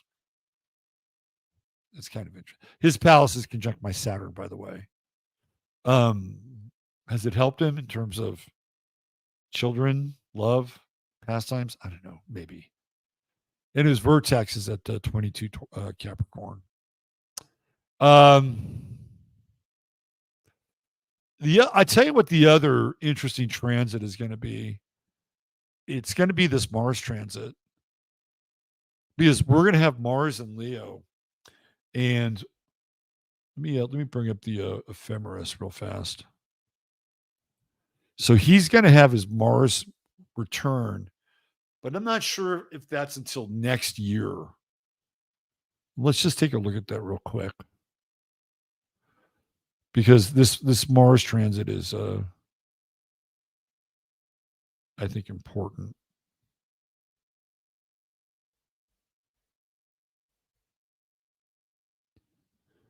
Okay, so let's do this. So we have Mars going into Leo on November 4th. Look at that. Mars is at Mars goes right into Leo the day before the election. Look at that. Nope, right there. Bang. 5th of November, right? Tuesday night, Mars goes into Leo. That's Trump's ruling sign. There's Jupiter on his sun, but retrograde. We have a Saturn retrograde at 12 Pisces. All right, let's just keep following Mars. So it goes retrograde at 6 degrees in December. And when we look at Trump and his chart, where's his chart? Right there. No, it's right there. Okay. So we have Mars at 6 degrees. And that'll be right there. Now, Mars is no walk in the park in Leo in the 12th house, by the way. But it goes retrograde and it goes back into Capricorn. I'm sorry, Cancer.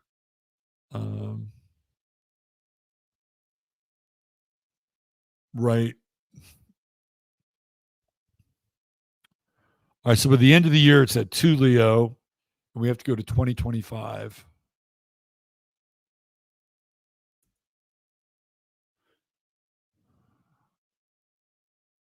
And see, this is where it goes back into Cancer. This is a long Mars transit. It goes direct at 17 degrees. So if we're still looking at Trump's chart, it'll be right here off of his Saturn, 17 degrees, within 6 degrees of his Saturn. So then it moves forward. And then we get to the transit of Leo again. Now, this is in April.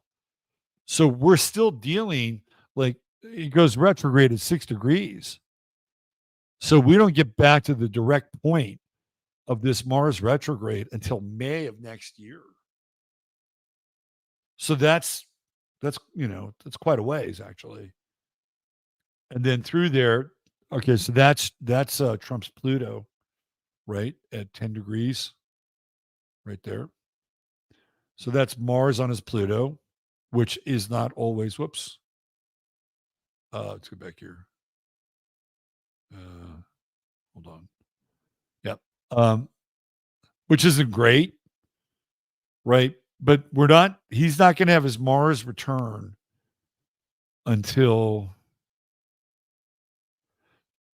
June of next year, almost a year from now, right? Almost a year from now. And at that point, Jupiter will be in Cancer. Saturn will be in Aries. Neptune will be in Aries. So we're going through a major reset astrologically and culturally, right? So the timing around all this, I mean, look at this, right? On the 9th of June, we've got Mercury going into Cancer. And then right here, that's the 9th, it's actually the 8th. The 10th, right? We have Mercury conjuncting Jupiter in Cancer. And then we have both of them squaring Saturn and squaring Neptune. Wow. Wow. And then we have Mars finally, well, not finally, but Mars finally does move out of those two signs on the 18th into Virgo. So again, just bringing this back into like Trump land, that Mars is going to go through his 8th house. It goes back to that midpoint, and then it goes back through his 12th house again. And at the same time, right, what do we see here? We see Saturn moving into his 8th house, joining up with Neptune. And to me, this is a really like, okay, let's just move forward and say this guy becomes president, which I think right now, as long as he stays alive, it is a fucking slam dunk after what happened. But if that's the case, right, like all these transits for Trump turn him into somebody quite different than who we've seen before. Now, whether that's good different, bad different, or indifferent, well, he won't be indifferent. I can tell you that. So is this guy going to... So here's how it's going to go down. This is apart from all of the theater around what we've just seen, right? Whatever the fuck that was, right? Trump is going to come out of this. He's going to win the election. And it is going to go two ways. There's no other way about this, right? He is either going to be a force of good because he had a freaking come to Jesus moment, right? Neptune on his Pallas on his Pluto. He has a come to Jesus moment, and he comes out of it as a force for good, or he comes out of it and he's the other guy, right? He's the Revelation 13:3 guy. And Gemini could he be both? I don't know. I mean, that's how Gemini rolls, right? But I think this is where it's going to go. Right? We're either going to go through this epoch with Trump, and he's either going to be this person that just had this serious moment, and he will be theoretically the leader that many people have projected onto him. And maybe he wasn't, right? Maybe he wasn't ready. Or he'll flip it and he'll be like the negative version. There's no other story here, right? There's no other story with Trump.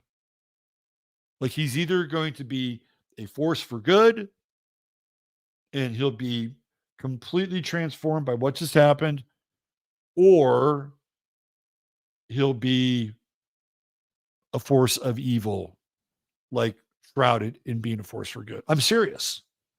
And if I had to bet on either of those, I'd probably bet on the force for good part. Only because I think he got in touch with his mortality in a way that hasn't happened before. That's my 2 cents, right? And we could go down all these other paths, right? We could go down the Matthew Crooks path and how he was in the BlackRock video and how the BlackRock video was done by the production company that produced the Obama film on Netflix, where it's kind of like the end of the world, right? Like there's all these weird things that always happen with events like this. And even a last name like Crooks, like that's fucking weird. It's just weird that the guy who's going to be supposedly shooting the president is Crooks. Now, I have thoughts about that. All right, so let's just go down that path for a second.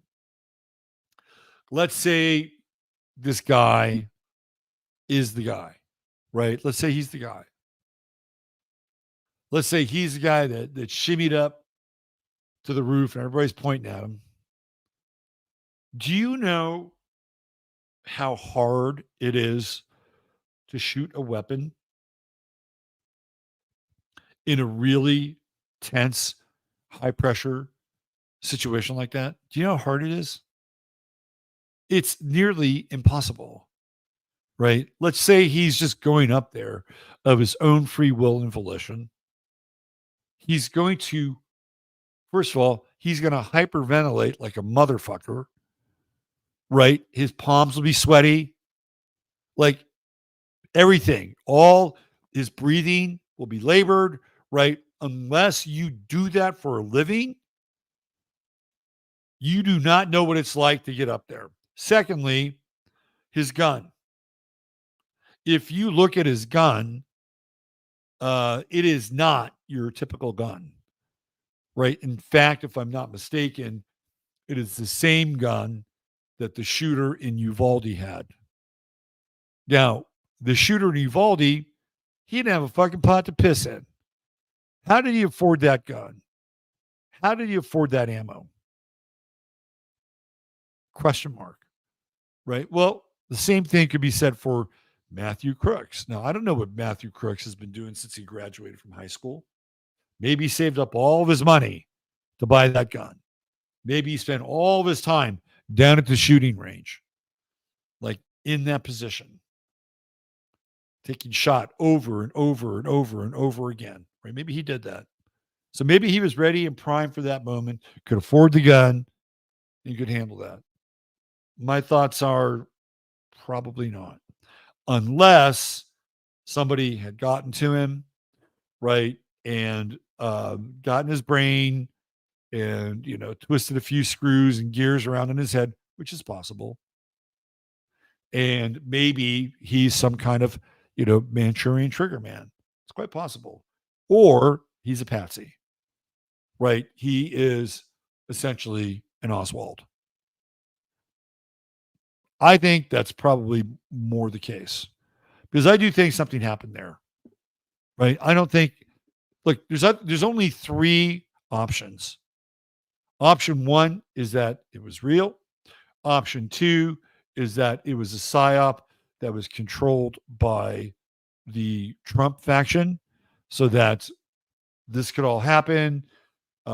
He would go up in the polls, yada, yada. Or option three is that it is a psyop between both the Trump campaign and the Biden campaign because, it's just theater, right? So it's either a psyop with the Trump campaign or a psyop where the two are working together, which I don't think they are, by the way. That doesn't mean that there isn't a uniparty. There is. But you can see that even inside of the Democratic Party, like they're not all seeing eye to eye and they're not all hugging it out, right? You have Joe Biden who is like clinging onto, the life raft, as the Titanic is sinking. And then you have all these people that are kind of, beating him over the head with whatever food they've been able to take from the Titanic so that he'll let go of the life raft, right? That's what's happening. So you have this infighting that's taking place inside the Democratic Party. That's happening. So even if there is this idea of the uniparty, and a lot of times there are, right? It's very hard to tell one from the other clearly. But one of those parties is fractured and is having this basically like gang war, turf war inside the party. And then, so there's only three options. It's real. It happened. How it happened, how it was assembled, that's a different story, right? Stand down, Secret Service. Now we're looking at the Biden administration. Was this their, attempt to knock off Trump? Right? That's a conversation that people are going to have. They're going to have it. And in which case, what degree? Not the conversation, but to what degree did all this occur? And you look, if you are Biden, right? If you're Biden or you're, I don't know, whoever runs the Secret Service in Biden's administration, you have to have an investigation into that event. Like, you just have to. I don't care who the fuck the president is. Like, you would say, that's a failure. That is an abject failure to protect this president or anybody who would be on the campaign trail. So you would have to have some kind of an investigation. You'd have to have some kind of a hearing. And if you were really smart, it wouldn't be a closed door hearing. You'd want to be transparent with it. Right. So it's in that category. It's in that bucket. Or it's the Trump psyop, false flag. I'm not really feeling it. Right. Or it's the two parties working together to create the false flag. I'm not really feeling it. Are there strange things that we can't, these strange anomalies and shit that we can't answer? Yeah, sure, of course. Right? They're all like nothing is ever going to be concrete. The only time it's really concrete is when, like, that guy set himself on fire in front of the courthouse when Trump was going through his bullshit. Pretty concrete. I mean, but who knows? Maybe somebody told him to do that. Maybe a little voice in his head say, "Hey, buddy, go take a kerosene bath and light yourself on fire." Right. So I guess what I'm getting at is it's really hard to understand events today because there's so many layers. Right. There's so many layers with events. And even when they seem visible, cut and dry, they're not always like, this is about as visible and cut and dry as you'll see. It doesn't it won't get a lot more explicit than this. It won't. But then you have to answer certain questions. Who was he? How did he get there? There's a lot of threads that don't always tie up. That's just the way these events are. It's the way they are. So that's why when we look at this, we bring in the astrology because we saw this coming. We knew that there was going to be a crisis in Trump's chart and in his life. And by the way, Israel is still on the clock.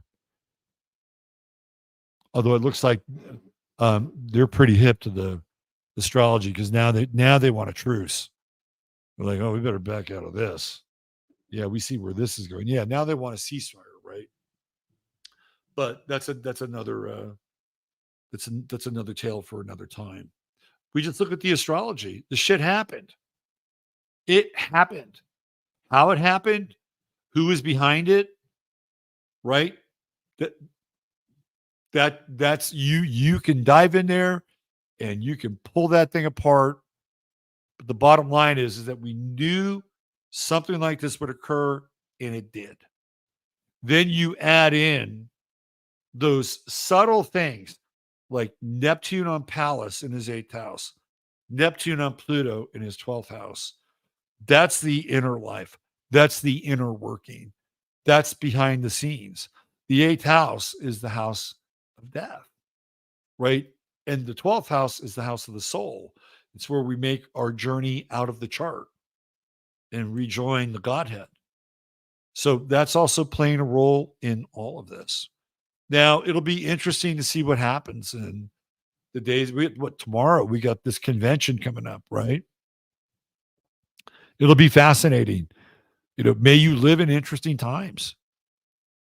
That's where we are. It doesn't get much more fucking interesting than this, right?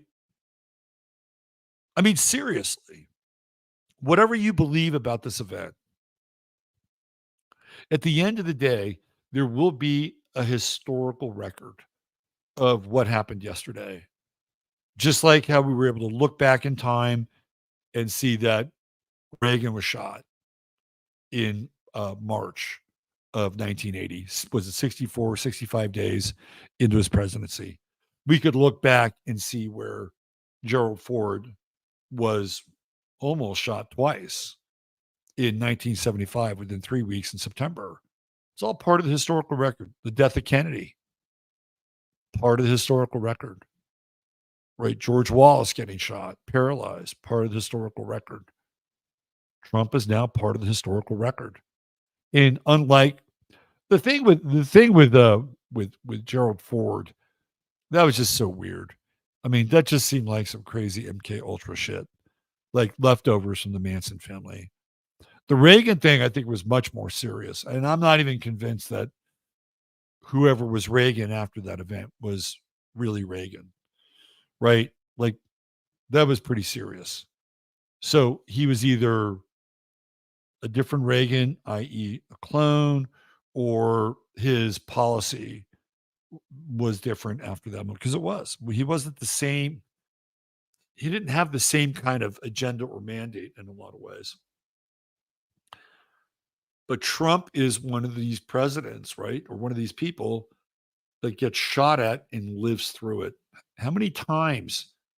Like, in fact, we were even talking about this last week. Tom and I were talking about was it Harrison?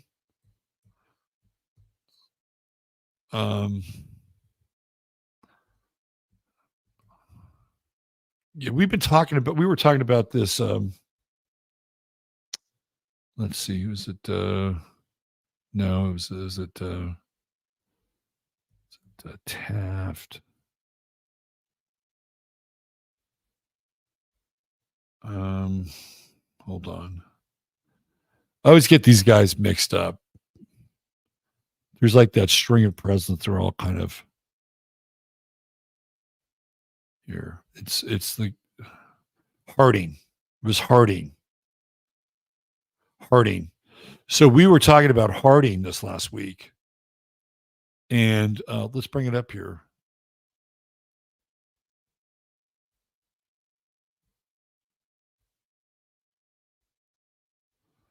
So Tom and I were talking about Harding and how Harding got assassinated. And it was at the Temple of Music in Buffalo, New York on the 2nd of November. What's interesting about that, right? Whoops. What's interesting about that is that this is the election this year, 2nd of November. So he was shot at the Temple of Music in Ohio by, this crazy fuck. What's interesting, here, let's get into this a little bit. This is really interesting because there's a parallel. There's definitely a parallel here. I'll show you.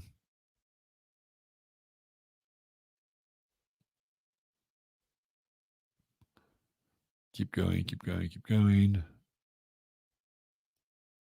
Keep going, keep going, keep going. Okay, so no, it's not Harding. No, it's not Harding. Fuck.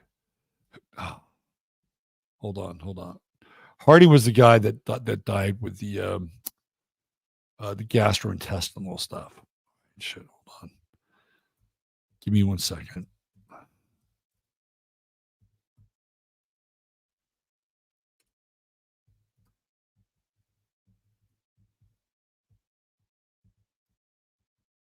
There we go. McKinley. That's the guy. Okay, let's do this.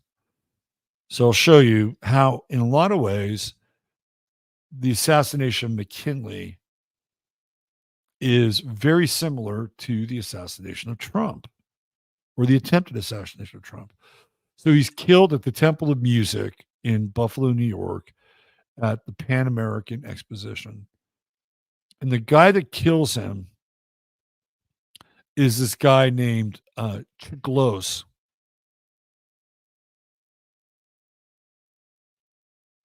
Leon Chiglos.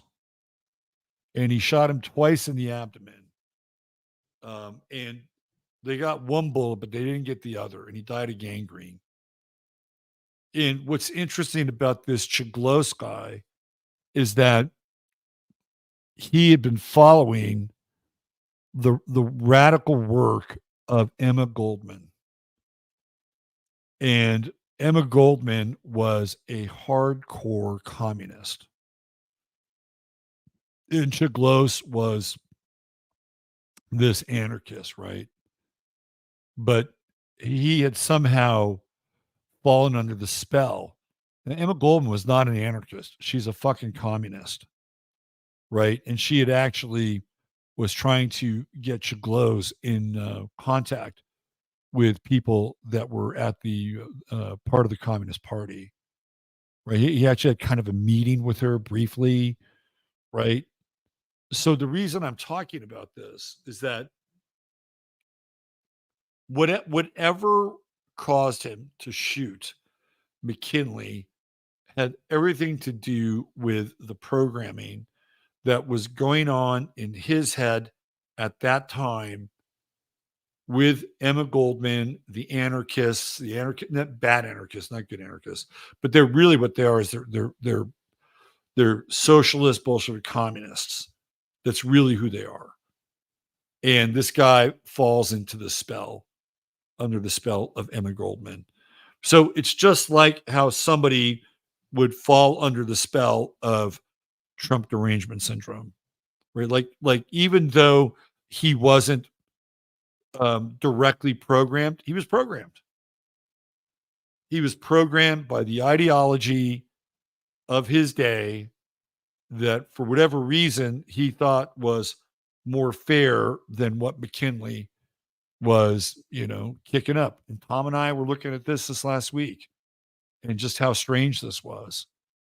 Like this is just this really weird time. Now, if you look at Harding, you could make a case that Harding was poisoned on that train. You could make a case for that. That would not be out of the realm of possibility. But Trump joins he joins the list of presidents who have been shot at, assassinated. And some of them, some Ford lived, Reagan supposedly lived, but a lot of them didn't live. So Trump is on, I guess, the right side of history. And again, I think it happened. The astrology is right there, right?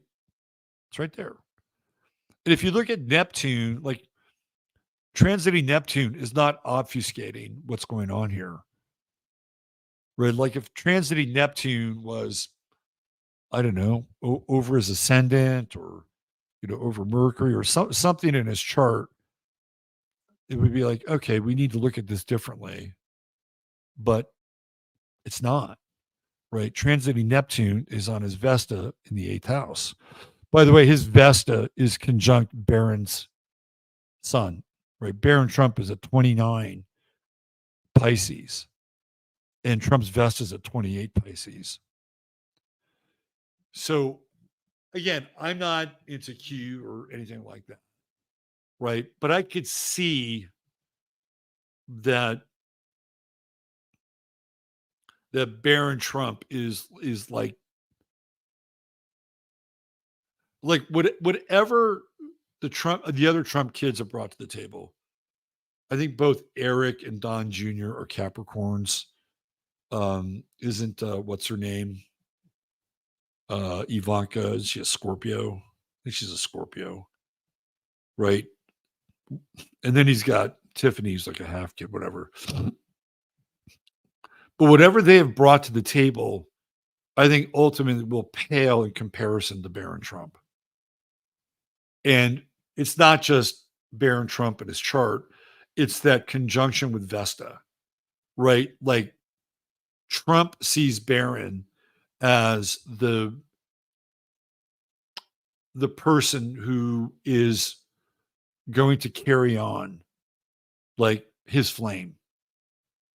And it's so weird that there's those books about Barron Trump, right? Like the whole strange mythology about Barron Trump. Everything about Trump and his presidency is completely fucking strange, right? It's just totally strange. It's the Sun Uranus conjunction in Gemini. Like he is fucking Biff in Back to the Future. He's Biff. He's like, anyway, I don't want to go down that rabbit hole.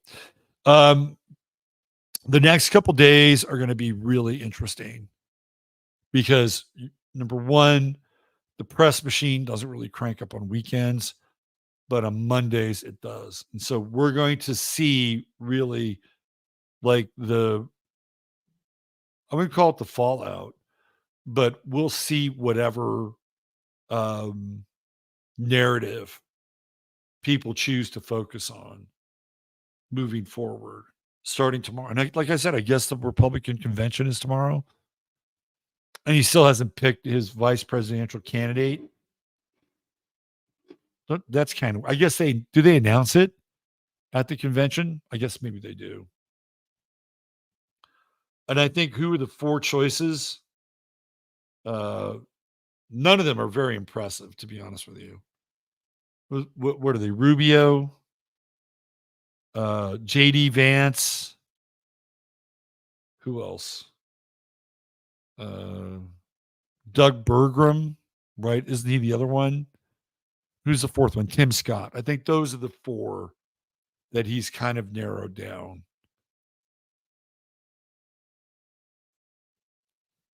I would think he probably goes with JD Vance.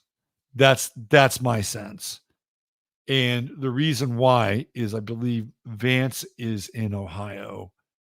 And again, if we're playing the election game, it's a state he needs to win. Right? Doug Burgum doesn't bring much to the table in terms of votes. Doesn't. Marco Rubio, he doesn't bring much to the table in terms of votes. Does Latino and the Cuban community need to have Marco Rubio to vote for Trump? I don't think so. Tim Scott, does he bring the so-called black vote? I'm not sure how, he may bring the black evangelical vote. What is it? The AME churches or whatever. Maybe. But Vance, I think, gets him closer to Ohio, which is one of those big swing states. And the other thing that having Vance as his VP is that Vance didn't like him at one time. Like he was really anti-Trump. And to get JD Vance on his side. So JD Vance is a Leo. God, this picture of him looks like looks like he's a drag queen in this picture. I'll show you.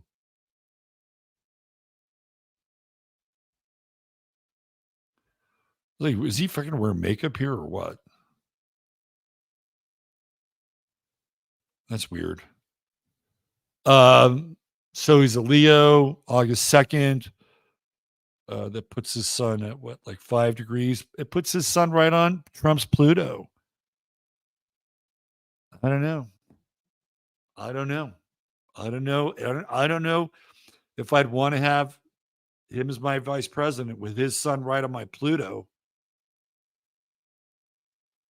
I mean, astrologically, that would be a no for me. Right? I mean, it's almost like, oh, yeah, here's the guy that's going to take over when I die. Let's put his sun right on my Pluto. No. But who knows? Maybe he's answering to higher authority. All right, here's what I'm going to do. I am going to put the chat link in here. I am going to invite people to come on. And if you want to talk and you want to give your 2 cents about this event, right? 2 cents on this event, come on in. I want to hear what you have to say, maybe about what I've said tonight. If you have your own thoughts, your own ideas, you are welcome to join the proceedings. There you go. I'd like Massey, but I don't think Massey would do it. He wouldn't have Massey. He would. Massey would turn it down. Massey wouldn't do it. Youngkin's a Sagittarius. Put him around Trump's sun, astrologically. May not be a bad choice. He's a globalist. He's a CFR guy. He's also taller than Trump. I don't know if Trump wants somebody taller than him. Trump is what, about 6'4", and Massey is about, or Youngkin's about what, 6'8", 6'9". I'll put it in here one more time if you guys want to If you guys want to come in and chime in. He needs to pick someone the deep state doesn't like either. Yeah, I don't know. Winsome Sears. She's the woman who is what, like the Secretary of State of Virginia. That'd be an interesting choice, Steve. That'd be a very interesting choice. Because if he had to get into a debate situation, she could go up against, I tell you, just for the rematch alone, like if he could swap out the VP after he was president, just for the rematch alone, I'd go for Tulsi Gabbard. Just to see Tulsi and Kamala go at it one more time. I'd love to see that cat fight. Ow, ow, ow, ow. Don't think it's anyone on the list. Casey Gypsy, you may be right. You may be right. Flynn is my choice. I don't trust Flynn. I don't trust Flynn. He would not be my choice. Flynn doesn't. I'm sorry.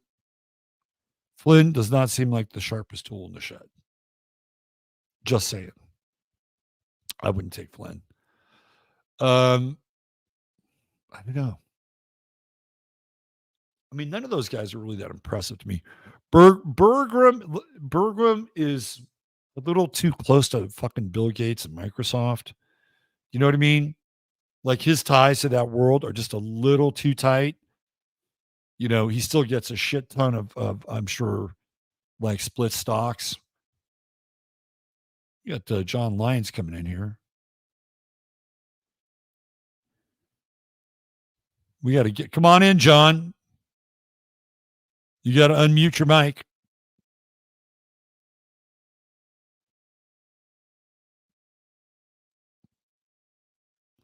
Paging John Lyons. Hey, Robert. How you doing? I've actually been watching your videos for a long time, and I got to say I'm very, very much interested. I pretty much watch your stuff regularly. I want to ask, what do you think what is the deal with China? Because I feel like that no one in the presidential debates has ever mentioned it that much. And I just feel that in 2016, there was a lot of things about Trump versus China. Do you think that there could be like a war cry against China in a sense? I'm curious who your thoughts I mean, I think the vestige of whatever kind of aggression towards China are these tariffs that supposedly Trump put on China and that the Democrats are using as like a cudgel. Oh, prices are high because of Trump's tariffs. Look, I think the problem with China at this point is that I don't know what the number would be, but I'm sure that we have a vast number of fighting age Chinese men inside this country, right? I think that's the problem. And I think if things went kinetic inside of the borders of this country, the China problem would be, I think, even more problematic than it is right now. China economically is having a really hard time in China, right? Their middle class is dying off. It's atrophying because they have nowhere to go, right? There's no growth. They've also overextended themselves in a lot of ways with Belt and Road. You know, they're trying to kind of like circle the planet and so. But I think China is one of those political entities that a lot of people in both parties probably owe a lot of favors to, and that's why it's not talked about. That's my sense. What's really fascinating is how Japan has increased its defense force. Like they've been building military bases all over. It's very, very like a total military buildup. And I don't know. I just find it like the whole conflicted area. It's almost as if the last time Uranus and Taurus, you had the Allies and Axis, and you kind of can see that similar thing happening with the BRICS versus, pretty much the Commonwealth versus, the rest of the world, pretty much. Yep. Yeah. And I'm really interested to see what happens when Uranus goes into Gemini. That's going to be very, very interesting. Whether oh my God, it's going to be like a fucking pinball machine, right? Like a pinball. It'll be like Tommy from the Who playing pinball machine. I mean, it's going to be off the hook. And I think the energy is going to be interesting. But it's not going to be for everybody. That's for sure. I'll tell you what's, Masaki, our friend Masaki, is over in Japan, and he sends me these texts about what's going on in Japan. And Rahm Emanuel is the ambassador to Japan right now, and he is pushing the LGBTQ agenda in Japan on the Japanese. And it's really like, are you fucking kidding me?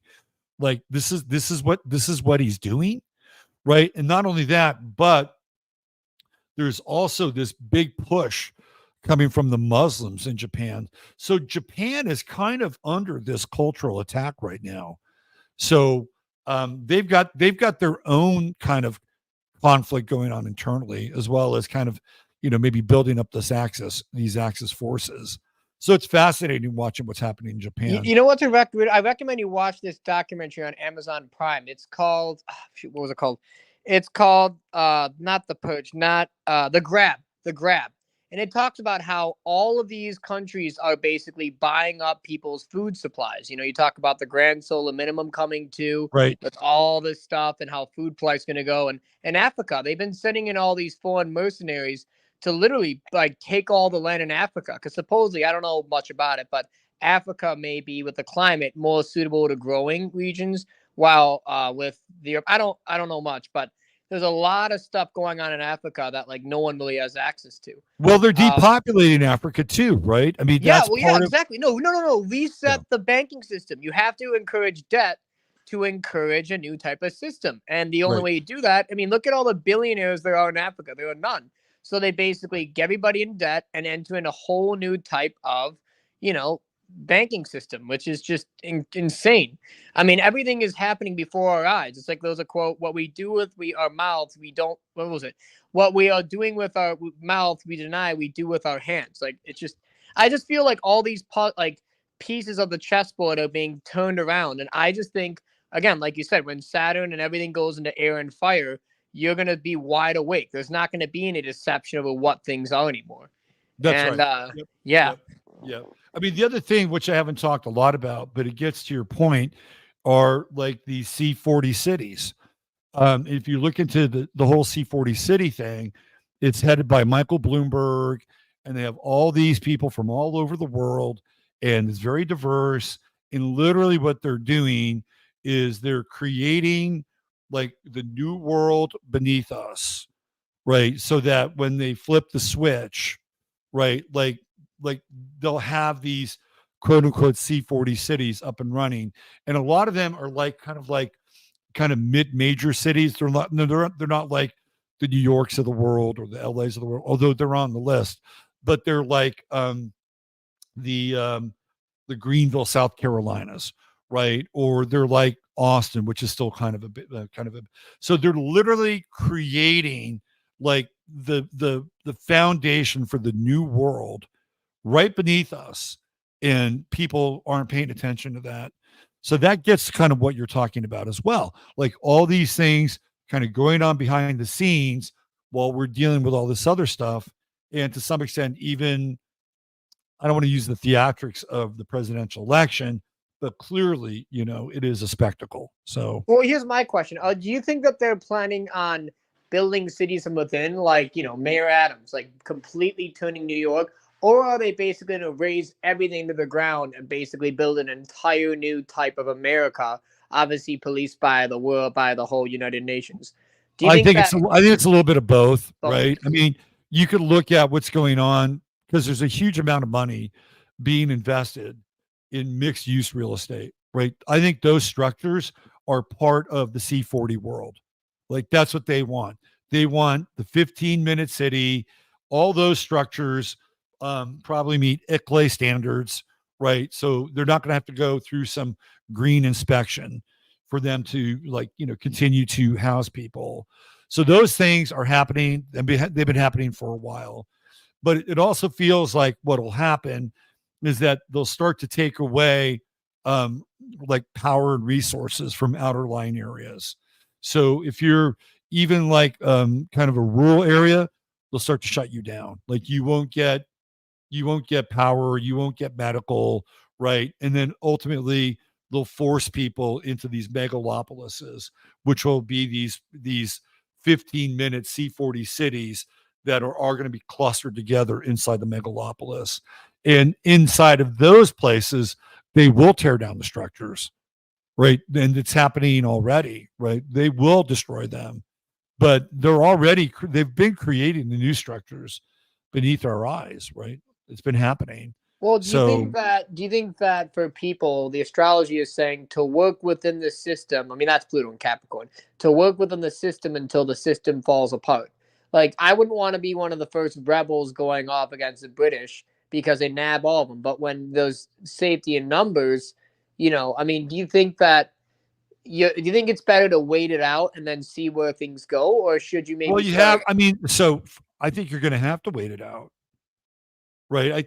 I think the 3 years, we'll say 4, but it'll be a deep 3 from the end of 2025 to 2029 is, I think we're like in, I don't like to use this term, but like we're in like tribulation territory. Like these are going to be really difficult times. And I also feel like because of Pluto and Aquarius, I don't think things go according to plan. Like I agree. I agree with that. There could be all of these major, C40 city plans and all this, all these things that go along with it. But, Pluto and Aquarius is just not business as usual. There's errors, there's malfunctions, there's strange timing, right? And I think ultimately those things are in our favor. And if we can kind of live through a period of chaos and instability and, Saturn and Aries, like take Neptune out of it, right? Saturn and Aries. Chris, I got to tell you crazy. So I'm born with a 0-degree Saturn Aries. My wife and I have the same birthday. We're going to have a child that may or may not be on her birthday. That's a whole other separate thing. Right. But I have Saturn at 0-degree Aries. So this Saturn's going to go over my Saturn and Aries, retrograde, and do it again. And it's just, I'm very, very interested. I feel a lot of, what would you say for that, Rock, if you had to say? If you had a client who had a 0-degree Saturn and Aries, and it's a retrograde and comeback, what would you say to that person? Well, the retrograde and comeback is always like the first time it hits, you think you're good, right? Like, I got this. I'm prepared. And then the retrograde is like, oh shit, maybe I'm not as prepared as I thought I was, right? So you get to kind of reassess. Oh, and it's over my south node as well too. So I south node as well. So you're pulling. Yeah. So I would say if it's going over your south node, like that you've done the pioneer thing before in the past. Like to me, it's like Saturn and Aries is pioneer energy, right? It's like hard. It's like the individual has to deal with very difficult conditions, extremely limited conditions, whatever they are, right? So it's pioneer energy. So it's pulling from your south though, which means you've done it before. So you'll be tapping into a skill set that you already have, right? And it may take the transit to pop it, right? And so I think that there's a lot of, again, potential pioneer energy with this Saturn and Aries. People, I mean, if you're not going to be in the system, right, or you're going to be in a system that has a lot of diminished capacity, then you're going to have to be tough. You're going to have to be able to endure, right? You add Neptune on top of it, and it's like, well, theoretically, as a pioneer, you would have to do it alone. But Neptune is the spiritual component, right? So now you have other people that are invested in the same thing you are. But the thing that brings you together is this idea of God. Now, you may not all agree upon what that is, right? But in that moment, you may not want to have some kind of dialectical discursion about what God is or what chapter God represents. You just all know in that moment that you got to pull together and that there's this higher power that binds you, right? To me, that's the best case scenario of what that looks like. It's like, here we are, we're doing this. We don't know how we're going to do it, but we got to link up with this idea of faith so that we can get through this time. Now, there's different layers of that socially that I think can be interpreted. But if we're just looking at how we get through that time, to me, that's what it looks like. because it just feels like we're going to have a lot of less in some ways. And so we're going to have to learn how to live with less.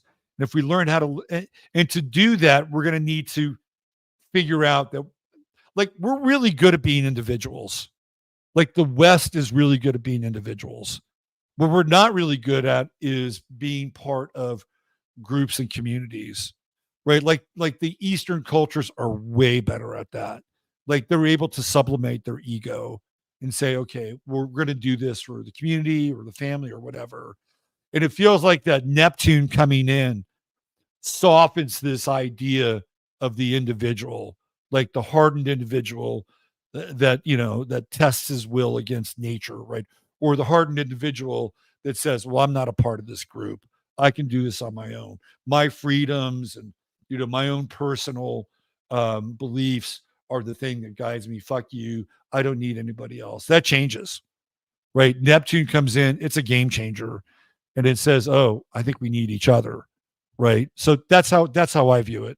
Yeah, I agree with you too. I think that there will be a very good light at the end of the tunnel because, I feel that at the end of the day, look, wisdom is all about learning from bad experiences, and that's how you grow as a person. And I think that at the end of the day, people will be brought to their knees in order to get better. We've been so demoralized. I mean, we are living in the most amazing time of, like, whoever is, the puppeteering everybody else with social media. I think it's going to be good for a lot of people. And as soon as people understand, I want to tell you a story, Robert. I had a friend that I went into debt. I owed him a lot of money. The one day he just dropped his list. He don't owe me a thing. He was a generous guy. And the second that people realize that money isn't necessarily, there'll always be an exchange of value to it. That's Taurus. But it doesn't have to be this debt-based system. It can be sharing and part of the collective. There are literally groups of people who are forging their own communities and getting off of that. They kind of work, I think they formulate a church-like thing just so they can be registered in the system, just so that they're not taken out. But that's what I'm saying. The concept of money itself will change. It might even go into the barter for a little bit, like you said, Robert, when things start to get kind of chaotic. And whether it be people plug into the whole, digital currency or make their own type of based off of sharing and collectivism, we'll have to see. That's the $1 billion question. Yeah. Yeah. Those are all really great thoughts. Well, thanks for jumping on and joining us. You, Robert. And really, really stimulating the conversation. And, if we're still streaming when Saturn hits that 0 Aries, we'll have you back on. We'll see how you're doing. Absolutely. I would love to. And especially with Neptune. What about Neptune and Aries too? Like a Neptune over the South Node. Would you advise someone to just rely upon spirituality or just let the universe guide you, so to speak? Well, I think they're kind of one and the same, right? In my world. But I mean, what else are you going to do? Right. I mean, I think the one thing that you'll have to practice is a little bit of discernment, but Saturn should help you out with that, right? Absolutely. Saturn will create the boundaries and Neptune will open up the spiritual possibility. And if, it just feels like you'll be tapping into something that you already know, like it's already there. And it'll be a very interesting time for you, especially since your wife has the same Saturn. So you'll both be dedicated to the same purpose and cause. Yeah. Awesome. Well, thank you again, Robert. I'm going to head out too. It was great talking with you. I wish you nothing but the best. All right.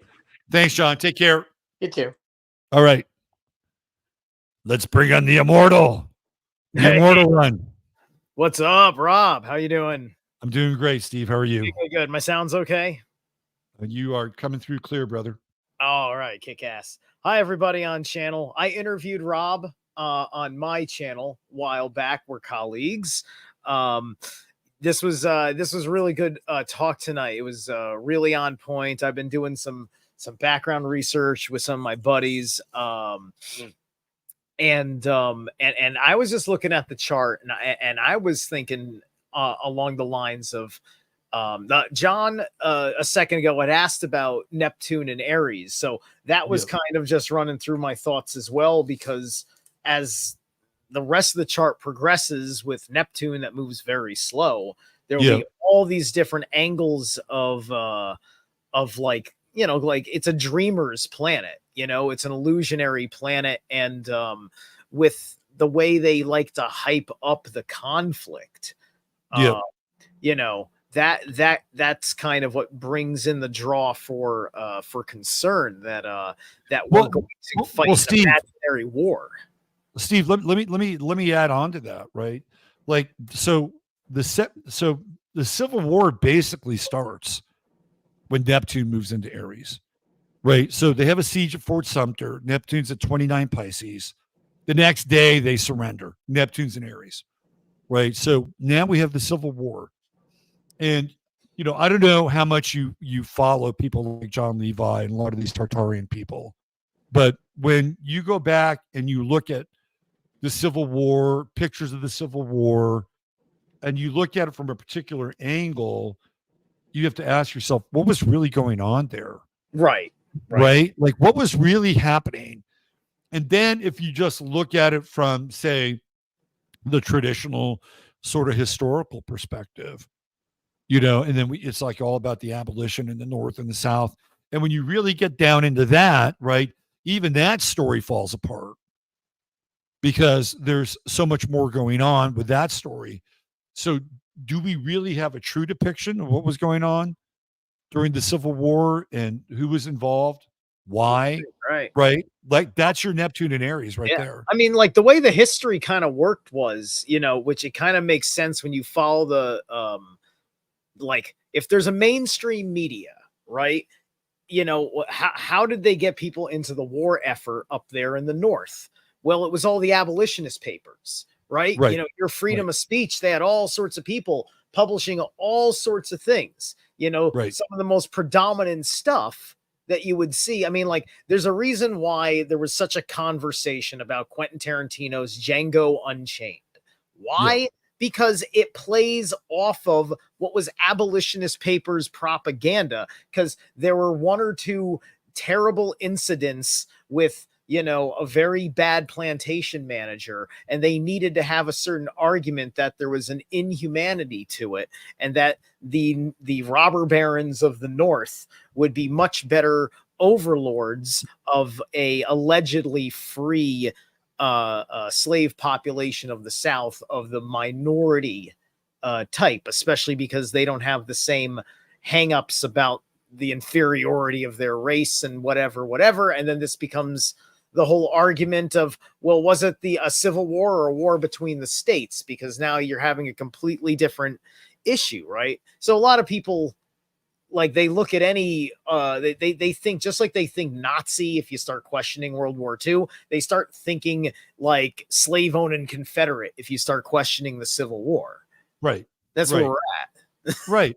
And again, if anybody hasn't seen John Levi's work on the Civil War and the state, looks like very staged pictures of people in uniforms, it's really kind of fucking ridiculous on some level, right? Like we know so little about our past, and some of the overlap has some traction and has some merit, but then there's sort of this underbelly about our past that even we don't even completely understand. Like today, John had a picture of these two people who were residents of Utah a long time ago, like 1860, something like that.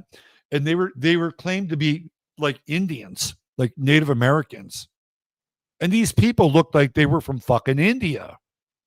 I mean, they literally looked like they were from India. Like the guy had a little Indian mustache. And I'm like, okay, so what's going on here? Right? You have these Mormons that claim these people are Indians, and they actually really look like East Indians versus Native Americans. And there are all these anomalies that you can just, you know, go through and point at. And it's like, what's the frequency, Kenneth? Like, what's really going on here? I mean, but getting back to your story and the traditional version of the Civil War, again, it's like propaganda, what's true, what's not true, right? That's all that very Neptunian stuff that, you know, that blankets that period of time. Right.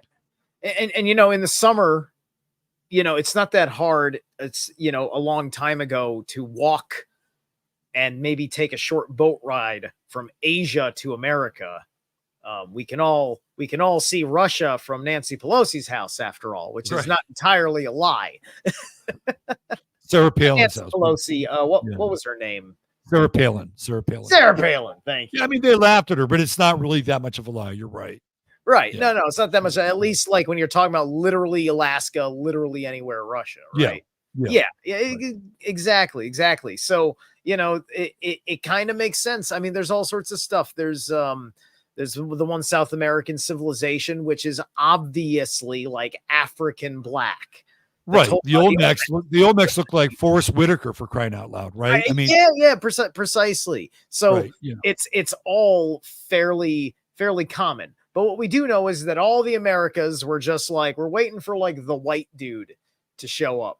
Right. They're all like, dude, this is going to be the white dude. He's going to show up from the West and it's going to be great. Or from the East. Exactly. Because he was here before. And when he comes back again, he'll take care of us. I got one more thing I want to land you, Steve. Yeah.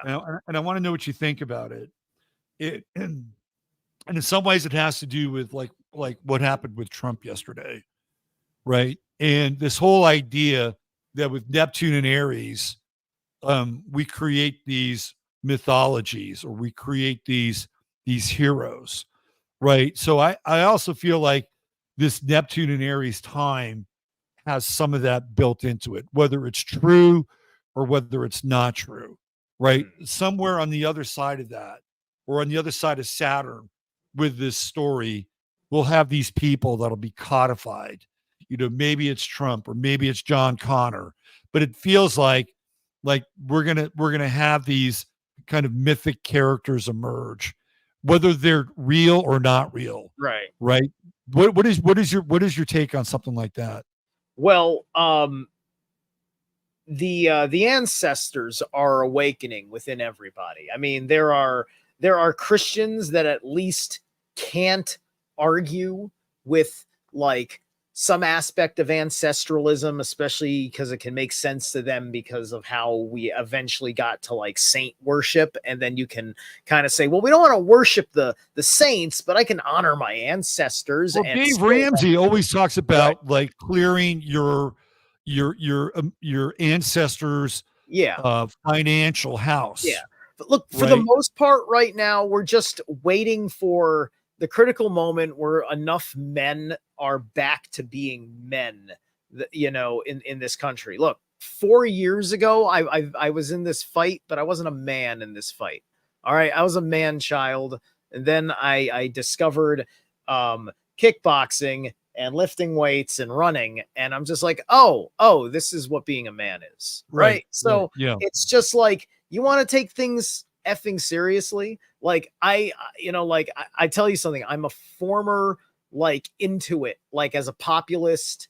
I was a former like trying to do libertarian style Republicans in politics and was very hopeful about Trump and was very big and supportive of Trump for a long time. Right. I've gone back to pretty much a natural anarchist kind of state of things, more on the tribal level. And I'm just looking at, here's the drama for the U.S. corporation that I have to deal with until I find jobs that aren't interested in business with the U.S. corporation. Right. That's all I really see. Otherwise, I'd like to rally an army of people that would be cool, right? Because this isn't going to happen by running into the woods and starting your homestead and that's it. And that'll be it. Like all love and due respect to everybody in the homestead movement, whether you're a bear or not. But, it's just like, we got to remember what we have to deal with.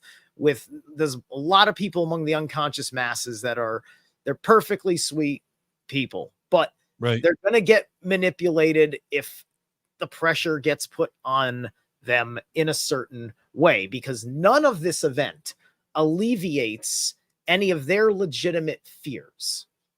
Right. And all of these people are mostly people that don't have that inner do-it-yourself to them. They're doing fine in life because they're doing things in the system, right? And they're doing it for themselves, but within the system, as opposed to saying, I need to break from it, right? Right. And some of us are made of different stuff, and we're just in a false peace right now. And it's not like proving that we were in a false peace because this man almost got shot. This is just theater, but we're in a false peace regardless, because the issues of the war on the American person, or just any natural person of their nation all across the world, like your inside jobs that have built this bullshit, are all unresolved. We are unresolved about Civil War. We're unresolved about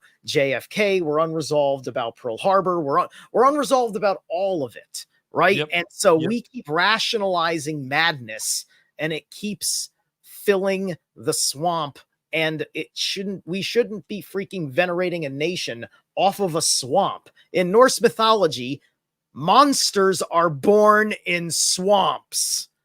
We need a new center of principalities that is in a place that exonerates health and love and light and life. Period. I think we should end on that, Steve. All right. Thank you so much, Rob. I will catch you. Well said, brother. In the future. All right. Take care. Later. All right, AJ, you got a tough Yeah. Hey, Rob, how are you doing? Can you hear me okay? I'm good, man. How are you? Doing good. Yeah, I joined late. Hey, I'm out in your old neck of the woods. It's good to see you, man. Good to see you. Hey, I just want to comment on Trump. I feel the way you do about him. I'm probably going to vote for him. Of course, going to vote for him because at least there's some positives about him. There's nothing positive about Biden. Right. But is he a con artist? Do you trust him? But I'll tell you what. After yesterday, I have newfound respect for the guy. I didn't see this side of him. We're like, he's not afraid. He's tough. He gets shot. He's bleeding, and then he gets up. He fist pumps and he yells fight. And it just looked like the Secret Service agents were more afraid than he was. So I just didn't see this side of him until yesterday. I don't think a lot of people did, right? Like, because we hear him a lot, we experience him a lot, and sometimes it comes off like bluster. And when a situation like that happens, and all of a sudden he pops back up, and it's like, oh shit, this guy isn't cowering. He's Mars in action, right? So I'm with you on that. And again, just looking at his chart, man, I think something happened to him when he was down there on that floor, right? Like, you just look at the side of his face, and if you're not going to meet God in that moment, you're not going to meet God, right? That's what I think. Yeah. Hey, did you count the number of female Secret Service agents? It seemed a bit over the top. Look, just be competent. I mean, there was one who couldn't even reholster her weapon. I mean, I know that's been that has been going around the internet, right? Yeah. It was like, are you kidding me? Yeah. And then she's not even really in front of him, right? She's kind of like, and then he almost hits her. Did you see that? I didn't. I think I missed that part. It's towards the end. He's pumping his fist. Yeah. He almost clocks her. I'm like, she probably deserved it, honestly, in some ways. But not, it was clearly there was a dereliction of duty, right? There was nobody guarding the perimeter or anything like that. And I don't know who was up on top of that roof. In fact, I saw a picture. It looked like there were two shooters, but I couldn't really validate that. But again, like, were they all doing their job, men and women? I don't think so. Yeah, well, that's a lot of the DEI and the CRT stuff that's emasculated, this country. So anyway, Robert, I don't want to take up much of your time. I really just want to say hi to you. I'm a big fan. I think you're the man. You are. Well, you are too. AJ and I text back and forth a lot, and so we have kind of an ongoing conversation. And we have kids. We have kids that are the same age too. That's right. Yeah. Boys. And your kids are amazing. I appreciate that. And I'm sure your son is too. I haven't met him before, but I'm sure he is too. He's starting to get his shit. Special. He's starting to get his shit together. Yeah. So, well, you are. I think you're a great person. He's lucky to have you as a father. And I only discovered you like 2 years ago, Robert. But you've really changed my life. I appreciate that. Hey, AJ, have a good night, my man. All right, you too. All right. See ya. Take care. Bye-bye. Bye. All right. So there we go. We have all dudes night in the call in. Good. Got some men out there. Excellent. All right. I think we're going to wrap it up and call it a night. So thank you for being here. I hope you got what you were looking for when you clicked on this stream tonight, and that it was able to, bring something to the conversation that at the very least made you think and was interesting, because, that's what I attempt to do. So we'll be back on Tuesday with the Astro Weather and 15 minutes. Come join us on Locals, support the show over on Locals. And really, we hope to see as many of you here in the Hill Country in October as we can, right? Because we got great astrological weather, and usually it's great Texas weather as well. We'll have Mario from Symbolic Studies. I'll be doing a presentation. I'm trying to get somebody else to bring in, do an offsite, great food, DJ Pebbles. It's going to be a cool time. Come join us. Link in the show. Mods, thank you one and all for being here and doing your thing. Treat each other well. God bless. Love you all. Bye for now.